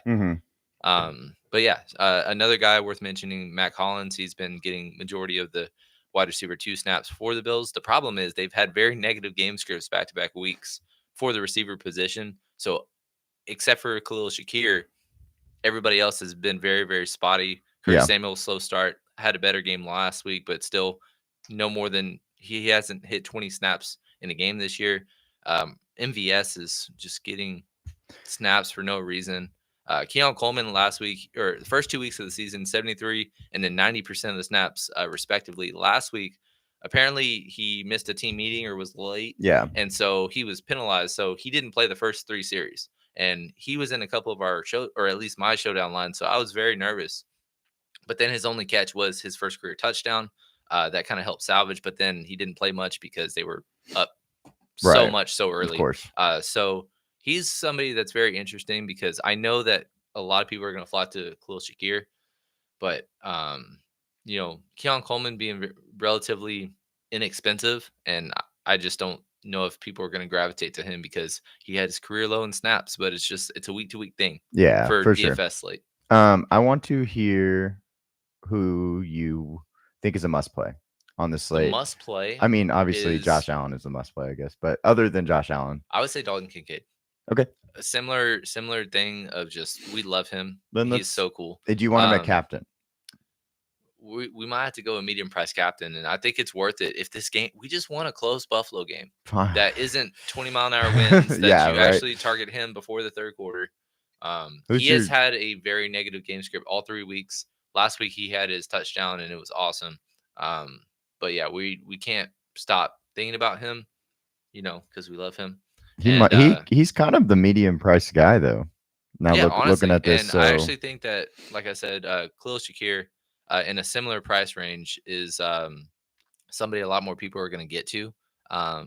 Where's he at? He's right above 76. Right so above yeah, him. they're basically the same. So in terms of captain ownership, I think he might be more than at least 3 times owned compared to Dalton Kincaid at captain. Right. So maybe Dalton's like 3, 4, 5%, and maybe Shakir gets up to 10. Just because people are going to try to make I get it. things work. So, and it's hard to trust Isaiah Likely because last time we saw him on a showdown slate, he took down because he was one of our best tournament plays. And yep, he was. But since then, he killed it. And since a lot of people spent 50+% of their fab on him, has done nothing worth being a starter. And then Mark Andrews, we were like, okay, he's going to get more involved. And then he's 0. Just not on the field. Yeah, he had a 0. And we don't understand it. Well, it might be the fact that he got in a car crash and that was worse than we knew, Yeah, and they're not probably. telling us. But yeah, I would say that is how I want to start a lineup and then see how we can make it work. I'm actually interested to see like what your game or I guess script or prediction is. This a lower scoring game? Is this fireworks? Are I defenses viable? I think this is a close game. I don't think the defenses are going to be viable. Okay. I think it's a higher scoring game. Reason I ask is just because both defenses have had some solid Yeah. performances. Baltimore less so because obviously they gave up a Well, bunch to the Raiders, and then I was going to last say, week they where are they? I was going to say, electrifying offense yet. Of course, KC in that first game was, okay, but it was only 4. they're just they're not getting a ton of like turnovers like we're accustomed to seeing multi-turnover. But Buffalo's been very good. Yes. Their best. But the problem is both of us aren't picking Buffalo today. Yeah. But I mean, look at the last 2 games, 18 and 13 respectively, and both of them being under 4,000. That's the only reason that I did ask, because I think this is a 27-24 kind of game. Agreed. But I don't think a lot of people are flocking to the defenses. So if you're looking at a tournament play, I think both will be under, say, 15%. Yeah, maybe for sure. And so it was kind of worth a thought because we do have to get some cheap guys in here soon. Well, I want to stay high for one more guy. I think Zay Flowers has got to be in our lines. Okay. I think that he's going to have, he could have 12 targets, no problem. That gives us 8,800. I think that's a reasonable price point. You could probably shove Keon Coleman in. And then, yeah, okay. I'm glad we're on the same page. Yep. Matt Collins, Dawson Knox, MVS. I mean, Matt Collins is my favorite, but who's your guy that you want to throw in? So from a snap perspective, excuse me, back-to-back games, Matt Collins 70% of the snaps. He scored the touchdown the first week. Yes. But then the last 2 games, they've been up a ton by halftime, and just no one is getting involved. All of these guys are touchdown or bust, but it doesn't matter because they made the other 5 work. It's beautiful. It's probably Matt Collins. Of being a duped line, trying to avoid being duped, probably going with Dawson Knox is probably interesting because I don't know how many people are going to play a tight end and then his backup tight end. Right, in the same line. In the same line, let alone putting that first tight end as the captain. Right. So it's an interesting way to get different, and he always kind of gets involved in some way, shape, or form. And then MVS is playing snaps. So the problem is week 2, he had 9% of the snaps. He was only on the field for 4 plays, and a lot of the snaps last week was correlated because Keon Coleman was not on the field. I expect that to flip this week because Keon Coleman, the first 2 games, he was not below 70, and MVS was not above 25. Right. And so now I feel like that'll flip at the very minimum to where it's 70-30 in favor of Keon. So that's why he would probably be my third least favorite.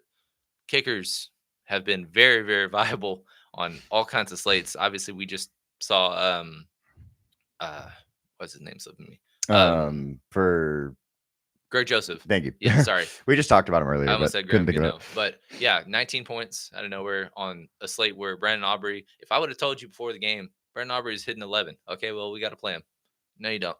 Nope. Greg Joseph is the guy. Yep. Yeah. I just made this line really quick because I wanted to Josh Allen at cap line. Yeah. And that's so fun. And I think it worked out perfectly. I didn't even change anything crazy. I just literally switched Bass captain and then from Keon all the way down to Tyler Bass because there's no receiver for Buffalo other than Shakir because he's the only one that's been consistent. But it's not like he's getting a ton of snaps or something like that. He's been third on the team in snaps every single game so far. He's just gotten the most targets consistently. Another guy worth mentioning. And he catches them all. That doesn't hurt. I think I saw the stat where he's caught his last 27 targets. That's crazy. He's got been targeted. That's like unprecedented. Sticky hands. And when we're talking about like getting back down, negative not correlation, regression to the mean. Yeah. He's not going to keep on catching every single target that's thrown his way. So if he stays at 3, 5, or 6 targets and say he catches half, then you're not viable at 7,600. Right. And then obviously other guys like Curtis Samuel's not really getting looks yet. Dalton Kincaid has not had more than, I think, 6 targets in a game. And so his stuff is coming soon as well, which is why I like him as a captain play today. But yeah, that is a perfectly correlated line.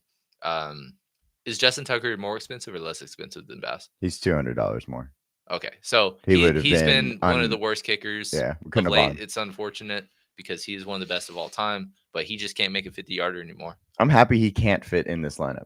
because honestly. then the people would be doing it, and I would be a little more nervous. The fact that he can't, because that makes it all better to me. Right.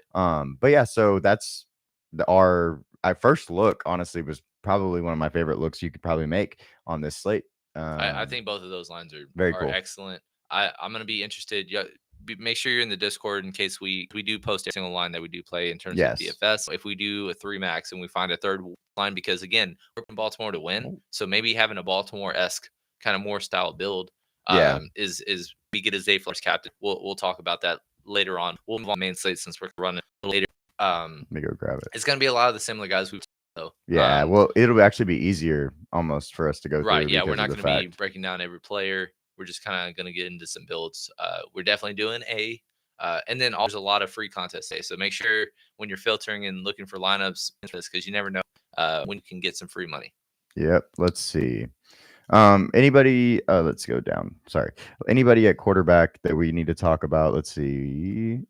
Only players. No, actually, there's really not. We actually went over them all. The main ones that we're going to be looking at is CJ Stroud right here, Kyler Murray, Jaden Daniels. And going all the way down, it's Justin 55. Fields for me.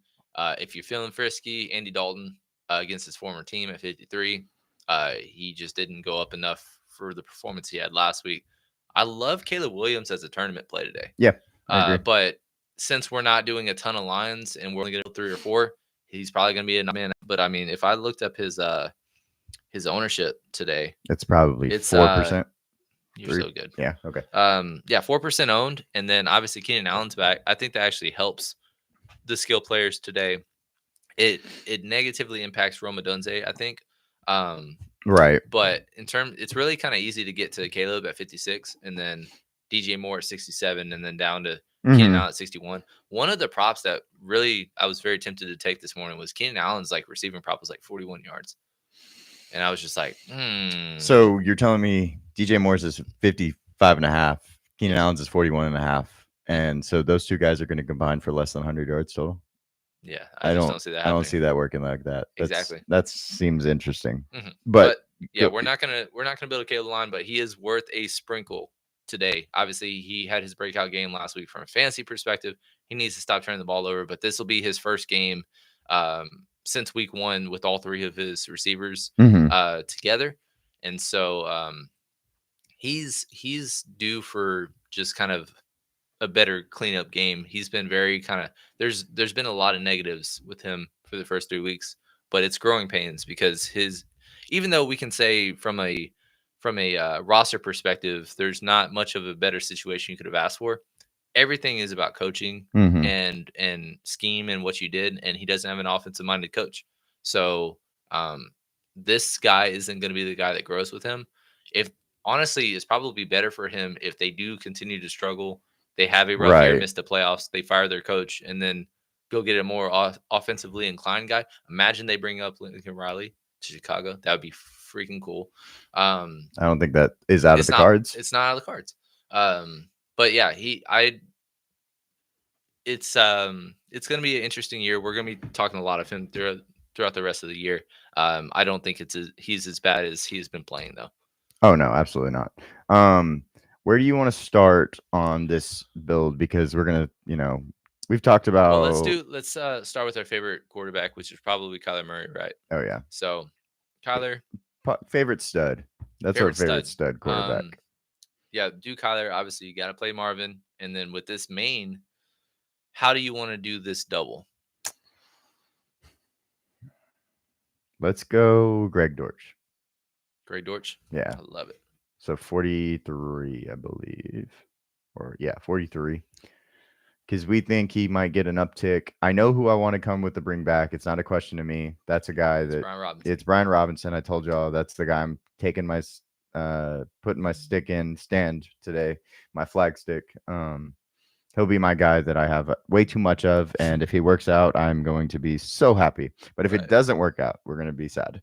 All right. So a lot of ways we can go. Obviously, got to get some more value if we're not going to go cheap tight end in this build. We can if we want to, but really the only guy that we've been really plugging in is Elijah. And I don't know if you want to go a triple stack for a main slate. No, I think I want So to put Goddard as our tight end Goddard. Okay. because we have not really talked about him enough, and I think he has to be mentioned. He did have the best week 30 receptions, 170. He didn't score, which is crazy at the end of the day because he is too slow. I Yeah. saw that was basically the reason he didn't score is because he's too slow at the end of the game there. Um, who was it? Who's their tackle? He was yelling at him, "Hurry up!" and he was calling him slow and stuff. Oh, I can't think of his name. Mylata. Malata, Yeah. So I thought that was hilarious. But yeah, I think plugging him in 5,100 on this slate makes a lot of sense. So since we did go, tight end above 5,000, I think we do need to go to cheap defense. Let's plug them in so we can just see what our salary is. And that my favorite one still is Atlanta. Perfect. 2,600. Way down here. The Chargers are right next to him if you want to go that way. Much will be much less owned. I'm actually interested to see. We were talking about what the highest owned defense will be today, and it's Thanks. the Rams. Right Really? now. That's That is insane. I know. Thank you, Dustin. The Falcons are actually 4.2% according to that list. I don't think it should be that low. Right. But it makes me nervous because week 1 we picked against the Saints and we had Carolina in every defense and they made us look silly Right. in less than 15 minutes of game time. It was terrible. So hopefully we don't have that that recurring thing though. But we got about 5,900 between the next 3 spots. I'd really like to get a Dom running back Right. in some way, shape, or form. Is this a B Rob line? Maybe. That would be fun. Dustin, yes, Dortch and MH Marvin Harrison are beautiful. Dustin being in the chat is awesome. He is basically a celebrity this weekend with his picks because he get in our Discord so Dusty can make you some money. Lots of money. Yes. This week, like we said, he went 7-1-1, 1 tie, 1 loss. I don't even remember who it was because it didn't matter. Yep. And the other 7, of course, if you were tailing him, you would have been very happy. And then the week before, he was undefeated on his first look spread picks too. Yeah. So and I think the only one actually, I know exactly which one you lost. You missed South Alabama, your super dog, didn't you, Dustin? 20.5 versus LSU. The only miss on the week for Dustin was his super dog. But yeah, so let's add Bijan. Let's go BB. Right here. I like that a lot. Now we get to the stack. So fun. We stack our defense with our running back. We have obviously a double with the bring back with Kyler. The only one, the oddball, is Dallas Goddard, and it doesn't hurt my feelings at all. So, obviously, if we need to go a second really cheap receiver, then we can go all the way down to Trey Tucker. I'm okay. And that brings up 66 left. That's kind of a weird price point because we're not really targeting anybody in the mid 6s. I don't know if there's maneuvering we're going to be able to do around the line. We don't have Nico. Yeah, that's the one that we're missing. It is tough. Who do we want to come down on? If there is anybody. No Nico's crazy. No Rashee Rice either. Both of them are in the same, basically the same spot. Oof. What can we Maybe do? this isn't a B-Rob line. Tough. Well, let's go see. Let's go see what we can do otherwise. Jordan Mason's probably the answer because that gives you the money you need. Or, that gives you enough for both, or either Rice or Nico, which is fun. That would be this is going to be the most duped line ever. The other idea is if you wanted, instead of a Jordan Mason, you wanted to go all the way down to a Roshan. That opens up about 2,600, and that brings you up from Tucker. You don't have to go down that low, and you can get one of the Dom receivers, whether that's Rice or Nico. I think my preference slightly is Nico Collins today. Yeah, I agree. You can do that, or if obviously if we wanted to, instead of go Nico Collins and go Cam Akers, because we can't just completely fade him today, that saves 1,400, and then you can maneuver around as well. But that's a very, very solid build. I think this is very cash build. I mean, I think the fact that we don't have either Bijan or Saquon is the only thing that's messing up the cash part of this build, because apparently Saquon's a tournament play today. We're going to get as much of him if that's the case, truly. Kyler with Marvin Harrison and then Greg Dortch or whoever your second favorite is in. We could always go down to Elijah Higgins, like you said. But I mean, yeah, we're gonna do multiple looks, but I like this line a lot. I think it was interesting that we were able to fit a tight end above 5,000 with Kyler. Well, That's fun. let's get rid of this and let's go over to the let's go over and grab our lower price quarterback, making it easier to get these expensive Put guys him in. So we're gonna grab Justin Fields. Just put him in, guys. And George Pickens because they have to be together. They're meant to be together. Till DFS do his part. Yeah, well, to this week, yeah, it might be a name for a segment or something. Till DFS do his part. Yeah, we're gonna have like little. I wish we did animations like that, like on ESPN, where they're like, they could do all that stuff. Yeah, we gotta build those up. Okay. So, with that being said, a lot of directions we can go. I really want to get at least two of the 7,000 receivers. Yeah. Whether that's Marvin, Nico, and Rashee Rice. There's not going to be a line that I play today on the main slate that doesn't have at least two of those guys. I'd like to go, and I want some Washington, Arizona, but I don't think I want it with Marvin.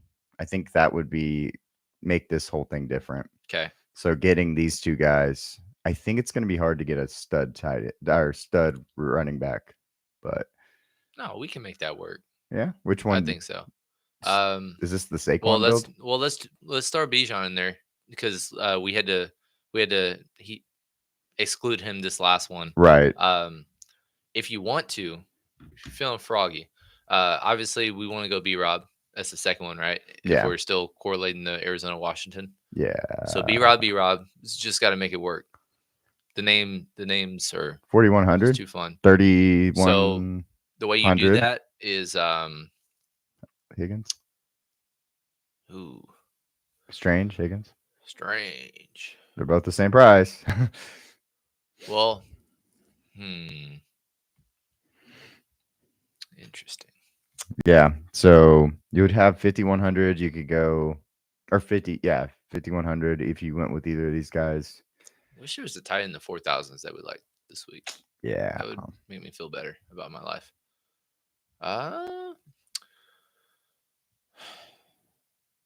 Which one? If we want to go all the way down, and it's gonna be hard to correlate, this line with these players.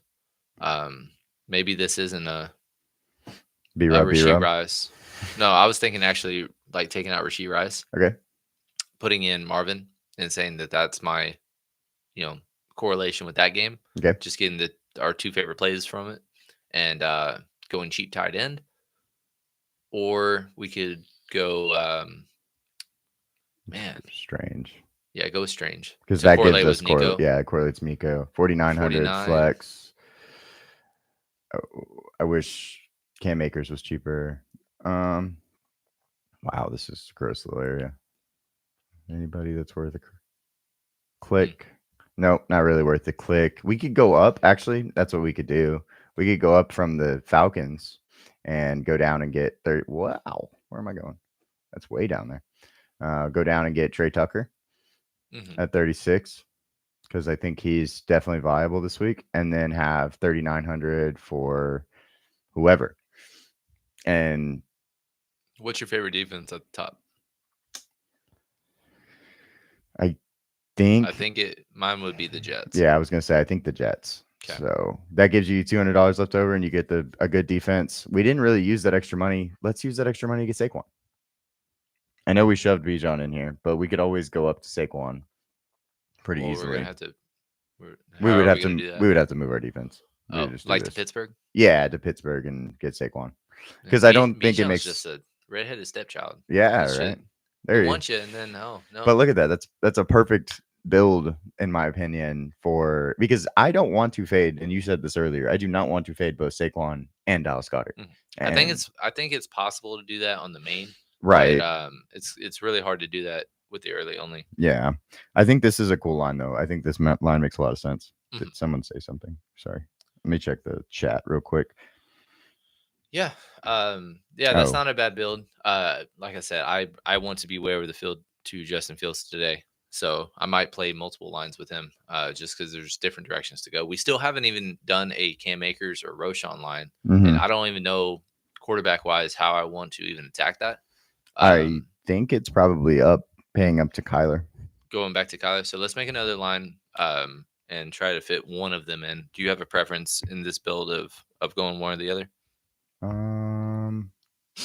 Let's do a really cheap Roshan. I think Roshan's fun. Okay. Kyler. 1%er, baby. Let's go all the way down. Where are you? There you are. Past you. Only 40. All by himself at Only 41. 4100er. We're gonna grab, because if we're gonna play Kyler, we're going Marvin Harrison. Okay. Washington. I still want to go back to Brian, but we can also go somewhere else if you think Terry McLaurin's an option. Just do it. Okay. I don't care. I'm willing to be 100% to him if I need to be today. That's fair. I completely agree. Defense, let's go really cheap and then go up if we have to. Back to the Falcons. Let's go Atlanta. And then lots of options. Very interesting options. A lot of mid price guys that are available that we can kind of click on if we wanted to. Let's do Brock Bowers at tight end. Okay. Because I want to mainline with him at some point. Let's force him in. Yeah. Well, we have Roshan, so we can force him in, actually. So we haven't done a Pickens, like including Pickens in a line without Justin Fields. Okay. So I think that's an interesting way to go. Grab him. Two wide receiver and a flex. I think we could go a lot of different ways. No, there's one way we can go. So we're gonna do Dortch or Wilson. Probably Dusty to make Dusty happy. Let's go with Dortch. There's a Dortch side. That leaves enough to go with either Nico or Rishi Rice. If I went with Michael Wilson, I can get Bijan. You know? Now, I don't necessarily want to fade Nico, but I haven't had a Bijan line yet. So you can shove him in there basically. So if we're just saying price doesn't matter and we're ranking it's not a nice Rishi Rice, Nico, and Bijan, you would have Bijan over one of them? He would probably be third to me. Yeah, probably third. But I was just saying, if you wanted to go Bijan, you could get him here. It's a pretty natural switch. I'm higher on Dortch though than I am Michael Wilson, and I'm also higher on Nico over Bijan. So I think going this way is probably how I would build it. But I don't think there's a problem if you switched it up. Right. So that is another line we made with more thumbnails.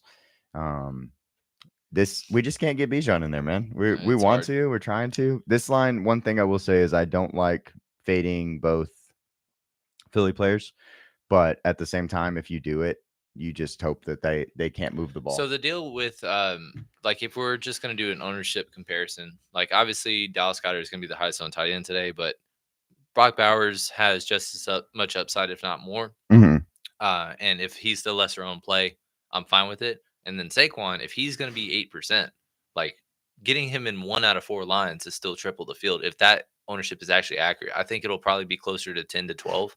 But still, you can be double the field just building 3-4 lines, just putting him in once. Right. So I'm more than fine doing that. I know it's scary. Again, on the early only, I don't want to fade a Philly player. Fair enough. Or all Philly players, rather. But on main, I think you can make it work because it's the ability to get to those 7,000 receivers, which Marvin, Nico, and Rashee Rice is kind of how I want to build today. Okay, then why don't we do that off the rip, and we'll just make it work everywhere else.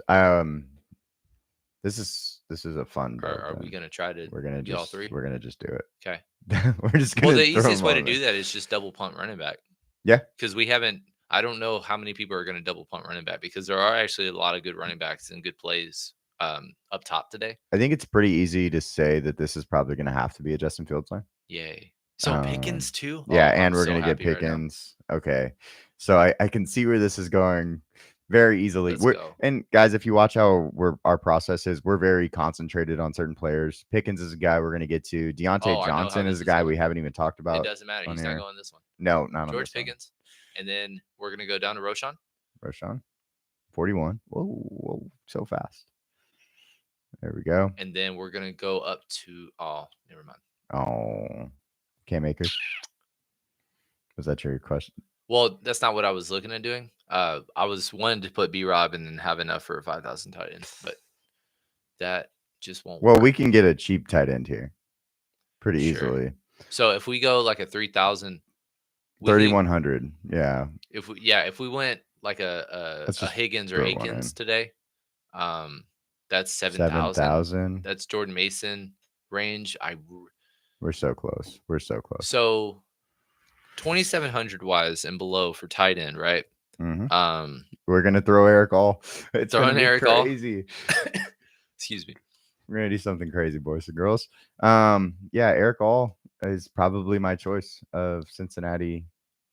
Oh, man. But he's just getting. He is literally only in to catch balls. He is not doing anything else. Yeah. It's like 40%er, but he's catching passes. RotoWire doesn't want to interact with me right now. Where is he? Way down here. Cincinnati. Where are you? There you are. Eric All. 4.5. He had 4 40 receptions since you last 2. He's percent of the snaps, and so he's a little scary. But when he's in, they're looking to get him the ball. If we put him in 2,500, that's enough for Bijan. He can pay for anybody basically that we like. And I'm not against punting tight end like that. Yay! So that is an Straight interesting up, line. Basically, stars and scrubs build because you get a minimum price Roshan, a minimum price tight end, but you get our 3 favorite wide receivers on the entire slate. George Pickens, who I love as a tournament play today, under 10%, correlates with Justin Fields, who should be lower owned as well. Again, I mentioned Roshan as a 1% owned minimum price running back that could get north of 12 touches today. Right. And then Bijan, who one of our favorite running backs, he also correlates with our defense. That's really fun. Yeah, it's a lot of fun. I also think that you only have one guy that has to do, like, in my personal opinion, like, of course you're making decisions, but I'm very confident in these 3 guys. And George Pickens is stacked with our quarterback. The only guys that you need to do well, like Cam said, are, Eric All and Roshan, like, to exceed. If they combine for like 15 points, you're so happy. We're chilling. I mean, Roshan and just getting more touches last week had 10 points, and I will take that every day. And then obviously Eric All had 6 and 7 respectively the last 2 games, so that exceeded that 15-point threshold. But even if they combine for 10, if you get the 25-point Justin Fields game, which correlates with the 25+ point George Pickens game, and then all 3 of these receivers go off like we think, yeah, we're going to be in for a good day. Wish that there was a way to get Brian Robinson in there. Well, we could have not gone Bijan, obviously, and gone like the other B-Rob. Well, no, we could have taken Eric All out and gone up, I guess, and gone Brian Robinson. Let's look at it. I don't know. Okay. Let's check it out. It's a possible line, I think. Where's 61? My thing went haywire. And then take Eric All out. Either that or you can defense, maybe. So Zach Ertz as a second. Double. Pat Fireman. Pat double. Look at that. Do it. And then you're a little more comfortable, I think. Yeah, way more than going Eric All. But like, what is his ownership today? Who's Pat? Pat. I don't know. Mr. Pat. Let's Because see. if it's like 5%, like I probably think it will be, Firemouth is 4.5. So once again, not many people are going to play him. He's just a weird price range. Because most of the good plays at tight end are above 5,000, and then the cheap ones are like the 3,100 and below. Nobody between like 39, which is what he is, and 5,000 really. There's nothing really that stands out to me, other than maybe a Dalton Schultz. If you wanted to do a secondary, like I mentioned way back when, for a double stack of CJ Stroud, I'm playing this line. Yeah, this line's cool. I'm going to be honest. I still just feel bad for Bijan not making it in our line. The third time that we just last man out.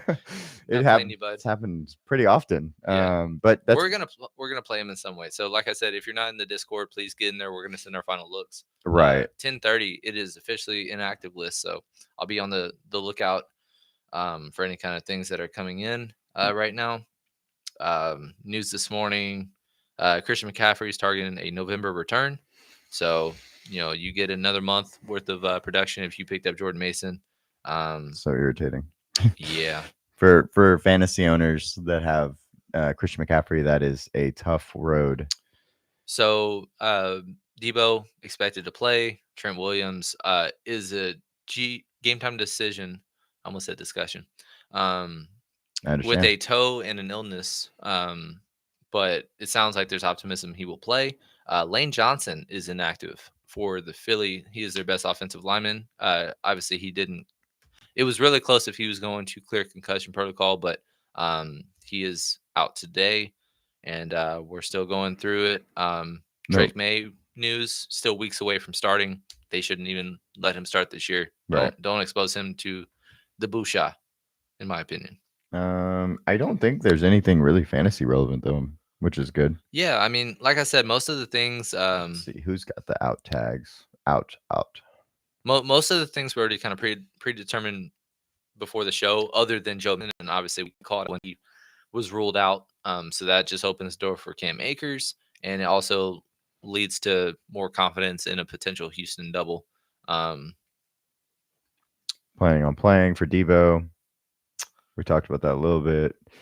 If you care, if you're in really deep leagues and you look for 5 points or something like that, Eagles activated or elevated rather, and they're going to be active Paris Campbell and John Ross for practice squads, and obviously Brendan, what's his name?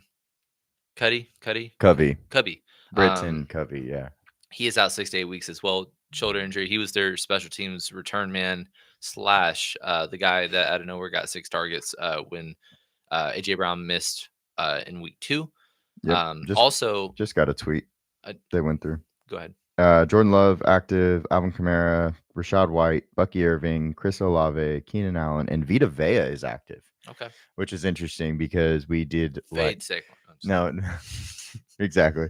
Well, talking about, that actually they have no run defense, so he is their run defense. Another interesting one. This isn't fantasy relevant, but this is a bump for Minnesota fans. Is Jair Alexander is inactive, Right. So the Packers will be without their top 2 corners today against Minnesota at home.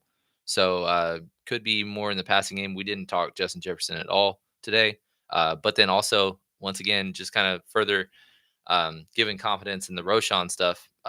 Fantasy source saying Roschon expected to see an expanded workload today versus the Rams. Go us. Come on now. I mean, hopefully nobody's listening to them, so he stays at 1%. Because, like I said, I want to have if I play sounds like I'm going to play 4 main lines today, and if that's the case, I really do think he's going to be in 2. Yeah, one line of Roschon though. You 25x the field. The field. Crazy. Yeah, Dustin says think Jordan Love will actually play. If so, how well? Yes, he's going to play. I don't know how well. The thing with Minnesota is they have had 5 sacks in their first 3 games, each of the first 3 games. So they've been getting after it. I think it shouldn't be so run heavy like we saw in week 2 with Malik Willis, where they threw the ball 14 times and ran the ball 40. But probably 80% of the production of what you would typically see from him in a spot like this. I think more so it just kind of helps if you have ownership of Jaden Reed or Christian Watson in fantasy leagues if you have to make decisions to start them, like you feel a little better about it because it's Jordan Love and not Malik Willis. Right. I agree. Filled in more than admirably the past few weeks. Obviously, they went undefeated 2-0 in his starts. But yeah, I don't he's not worth a play today in DFS because his price isn't really discounted. And you're right, he's coming off the MCL injury. But he kind of just elevates standalone plays like the 2 guys I mentioned. Yeah, and I have Chris Olave on the screen. He is rolled in. I wonder if how fast DraftKings is. I can refresh this and see if he already put everybody in for active and inactive list for the morning part of the slate. Gene T, who is our favorite running back, and he's dominating. He should be the Heisman front runner, but he's like 7. They're not about that life. Obviously, he went for 250 and 4 tugs yesterday. 17 missed tackles forced. Dude, he's different. Yesterday. No, he is the phone. If you put him in a phone booth, he would juke you out. Yep. He's that good. I mean, he is in his lateral movement is the best I have ever seen. And I had that conversation with one of our friends yesterday. Like, and then of course watched him play because it was Pac-12 after dark, which is awesome. We love that, right, Dustin? I know you're in here. We love that in our streams. But he just can't. It's not even that he's just not getting touched. Yeah. It's not that he's forcing missed One of tackles. my He's not favorite getting things. touched. One of my favorite things, and we're gonna have to bring it back. Find stuff because you were earlier than anybody that I've seen about Ashton Jeanty and talking about him. Even when we were talking about the 2024 class, you were like, next year this guy is gonna be like a mid round. Everybody's gonna have him outside of his top 5. But now all of a sudden He could was be flirting with RB1. disrespected. He could be flirting with RB1 for next year's class, which warrants a first round pick, honestly. I don't know if I know you are a stickler about running backs in the first round, but I definitely think there will be one or even two Yes. with in this class. It's going to be very interesting to see the competition between him and Quinshon Judkins because truly Quinshon isn't efficient or wasn't efficient at Ole Miss and then goes to Ohio State. He's pretty efficient. But yeah, I think it's been interesting for sure. But I think we talked about it. Obviously, we had a 2025 prospect list. If y'all haven't go watch that video, go watch that video if you really like watching the draft stuff. But we kind of released a really early session, and Ashton was my dark horse because he's just not talked about enough. He had an 84 overall when the college football game came out. 84 overall. That was like 20th of running backs. Now, there were some good guys that you didn't really know the names of, Kyle Monungai, guys like this for Rutgers, but they were above him. And I'm like, yeah, those guys are good, but they're not Ashton Jeanty. Yeah. Like Ashton Jeanty's him. Like y'all are tripping. And obviously he is I have the list. I can actually pull it up for everybody. Not on the screen, but I'll let Cam talk about the slate a little bit more, but while I find it. So but if you're just tuning in, again, main quarterbacks we're kind of building around today: Kyler Murray, Jaden Daniels, way down low, Justin Fields. Really good tournament play today. Worth sprinkles of Caleb Williams, Keenan Allen officially active. Just for the record, Russell Wilson is inactive today, and Jalen Warren, who's expected to be out, and that's why Najee Harris is so chalky, which we haven't talked about at all today. Kind of scary, but he's 56, very reasonable, very easy to get to. Yes. If you need to go down that low, if you're below 6,000 in running back, it's Najee Harris, it's Jerome Ford, it's Cam Akers at 5,300. Yes. And then again, our guy Roshan Johnson, former Longhorn, $4,100, basically minimum price. He's expected to see a expanded workload today. He's probably going to be vultured touchdowns by Khalil Herbert, but it doesn't matter at that point. If you get 10 points, you're going to be more than happy. And he got that last week in just, I believe, 11 touches, and he could have even more opportunities today, which is exciting to see. For sure. And so I did find it. You want to hear these video game numbers? My player can't do this. Like, that's how crazy it is. Ashton Jeanty had 845 rushing yards, 10.3 yards per average, 13 rushing touchdowns, and 211.3 yards per game. That's just on the ground. Just on the ground. Like, he's a different breed. And like, I don't know why. And of course, he's playing on the West Coast, and that's, no one cares. He's plus 1,000. He's fourth in the Heisman running, plus 1,000. Fourth. I'm like, behind Cam Ward. Did y'all watch that game? Because they lost that game, even knowing they won the game, because I definitely thought that was a touchdown. Yeah, it's going to be definitely interesting. We're going to talk about it. Me and Dustin, shout out.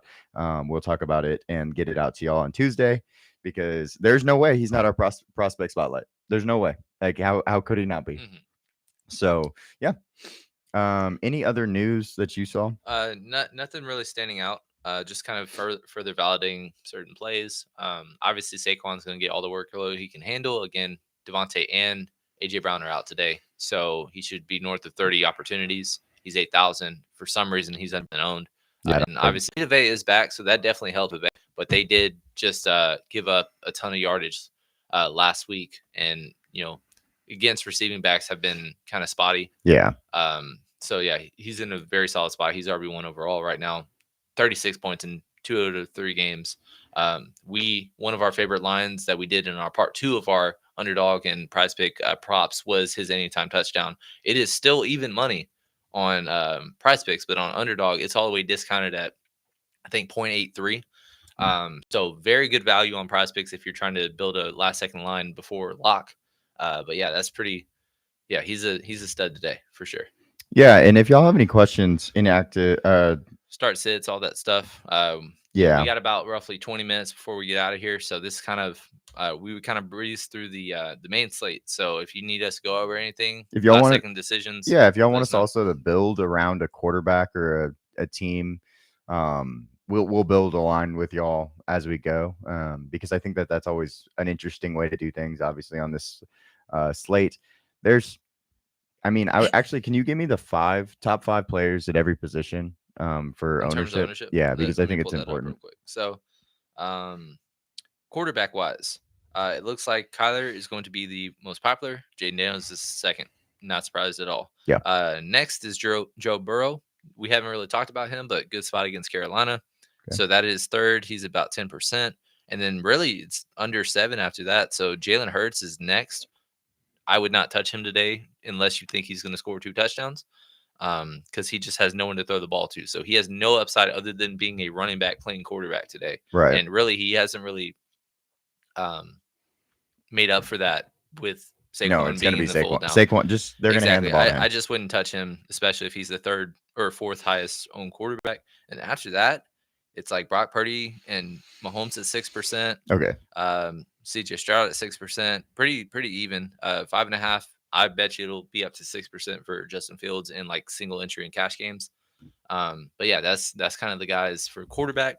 I'm going through every single position, not just quarterback. Yeah, let me hear the running backs. So running back wise, Najee, I was actually surprised that he's the most popular, but 35% to Najee.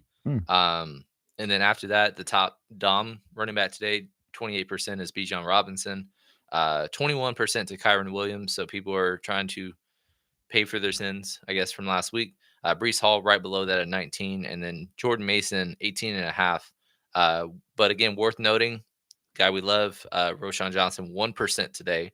And then Cam Akers is probably gonna. He's not even on this list because there was possibility that Joe Mixon was going to play. He's actually on the list at like 1%. So he's probably going to vault up to about 15 to 20 as well.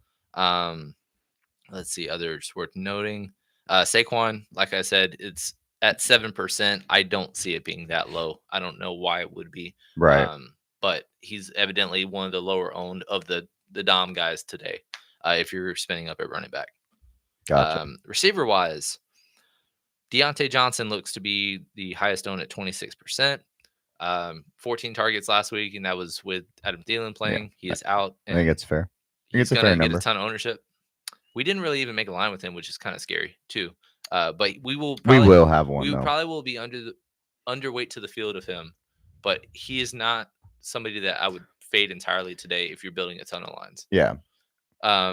Next up, Rashee Rice, actually the most popular. After him, 24% owned against the Chargers. We built some lines with him. Nico Collins right below that, 20. We got big dip in ownership after that. So Jamar Chase is next at 13. That obviously correlates with the Joe Burrow ownership that was popular. Paris Campbell at 12%. I'm not touching that. Terry McLaurin's at 12. Other notable guys, Stephon Diggs at 12. Reasonable double with him and Nico. Chris Godwin is good start, good matchup, but possible showers and stuff like that, like we mentioned. Right. Those are the only guys over 10%. George Pickens, who we love, again, he's going to be way overweight for me. He's at 9%. Okay. So I'm excited to play him today a lot. Gotcha. And then Greg Dortch is at 6. He was it's between him and Wilson as like a secondary option with Kyler Murray. Wilson's actually up to 9%, so he's the more popular. Really? And I think Greg, surprising. And that makes me feel even better about Greg Dortch because I think he's the main beneficiary of Trey McBride being out today. Yeah, we'll just ride with Dustin's hot hand, right? Yeah, why not? Exactly. And then tight end wise, it's kind of very straightforward. A lot of people are going to play Dallas Goedert because he just went 10 for 170. There's 2 receivers out, so he's about 20. He'll probably be north of. I think he'll be 30% in cash games, in my opinion. Brock Bowers, it's listed at 7, but I think that was without or I mean, that's with Devontae Adams apparently being out. That's So crazy. I think it'll be higher than that, probably closer to 12. Yeah, completely agree. And then after that, there's not really a ton of ownership elsewhere. Elijah Higgins is probably the most owned cheap guy at 8%. I'm looking for. I don't see Jordan Akins on this. Oh, 4%. So Strange. worth getting to. Strange is 6. Yeah, really, there is only one tight end above 10% ownership, which doesn't sound like it makes sense because I don't think all of that on that list will add to 100. Um, but I would say kind of the guys that we talked about are the guys that are going to pull ownership. Cool. And then defense wise, I was shocked to see that the Rams are the highest owned defense. Yeah, I don't think that I makes don't sense. understand why that makes any sense in the world. But after that, they're the only team above 10%. Next up, it would be, I guess, the Jets, the Niners. Did they? I guess they think it's because it's Chicago and Chicago hasn't been good, but it's not like the Rams have a bunch of things to offer. Like looking at this, like they gave up 41 points against Arizona and quick, very, very quick. Gave up 24 points last week, 26 points. Like I just think we're probably looking at a team that is in this range. And if you're saying maybe we're trying to say that they're going to give up less than 20 points, like is that what we're thinking? Because they have 4 sacks on the year and 3 turnovers. Like that's they're nothing. Road dogs. Like I don't get that one at all. The Falcons have actually played good defensively. They just haven't gotten the turnovers yet. But they held Kansas City to a season low 22 points. They held Philly to 21. Which was even more impressive because Philly basically had the ball the entire game, right? Especially in the first half. And then Pittsburgh, obviously, they didn't allow a touchdown, but gave up 6 field goals. But you see, they only have 3 sacks on the year, only two turnovers. So fantasy-wise, only scoring 2 and 3 points. But you saw New Orleans in a good matchup last week, kind of come back to the median, their production, and picking Atlanta to win outright. Their home favorite. Usually, you don't see that cheap. Yeah, for sure. So that's why we're siding with Atlanta as our cheap defense of the day. And I'll probably be wrong, but it's okay. We'll see. I mean, the best defense on the slate is probably best defense that we're to the most, the Steelers, averaging about 10 points, obviously. Only thing is they're on the road, but Anthony Richardson has had multiple turnovers. I think he's up to 7 this year. Not good, guys. He's been terrible. Not good at football. As long as they stay under 20, which they haven't allowed a team to score above 13 so far. So that as long as they can keep creating those turnovers, I think they'll be a-okay. Offensively, they have injuries on the offensive line, but defense, I don't think they're really dealing with any ailments. Right. So it should be just kind of more of the same. Even though they're on the road, it's a neutral site game. I'm picking Pittsburgh to win outright today, anyways. And if you're building up a popular Najee build, or Najee in your build, it correlates well with the defense, obviously, and then we're going to be playing them obviously with Justin Fields and Pickens as well. Yeah. Does anybody have a slate that they want us to go over? There's obviously the primetime slate, the Monday only slate. Like we'll just quickly glance and talk about it. There's a few showdowns. We have about 10 minutes. So if there's any questions or anybody that has something they really want to talk about, we are open. But if y'all don't have anything, we are ready to go and set lines and send them in the Discord. If you aren't in the Discord, get in there so you can see all of our lines. We're really close to 150 on subs. So if you're watching, you haven't already subbed, please be that 150th to make us smile, make our day, make our morning. But yeah, I'm really excited about today's slate. Having some fun today. Maine has not been our best friend so far, but we feel pretty good because we've kind of condensed the quarterback room down to about 3 to 4 options. Right. And it is some really fun builds. That last one that got my 4 favorite receivers on the day was a really, really fun build. And I'm going to play that for some moolah today. Nice. And then, Dustin spread picks are in the Discord. We also do prize picks and underdog. If y'all want to talk about a prize pick or underdog pick that you like over under, we can talk about that right now. And then also in the Discord, we send all our favorite picks. We send, we have fantasy football questions. If you want to go in there and ask them instead of in here, like we can do anything. If you don't have any questions though, we will get out of here so we can go set our lines ourselves. Yeah. It looks like Gary has already kind of put some of his in today. Yeah, I saw that. DeGale hasn't put his in yet. I'm waiting for him. Throw some in there. Let's see. I don't get why Gary does he does like 4 picks for single games. I know he's doing his craziness. I don't know. I hope it works out for him. But typically on a 12-game slate, I'm not going to just pick the entire line from just one game. No, I agree. Maybe for the showdown, because tonight should be a fun showdown. Baltimore and Buffalo.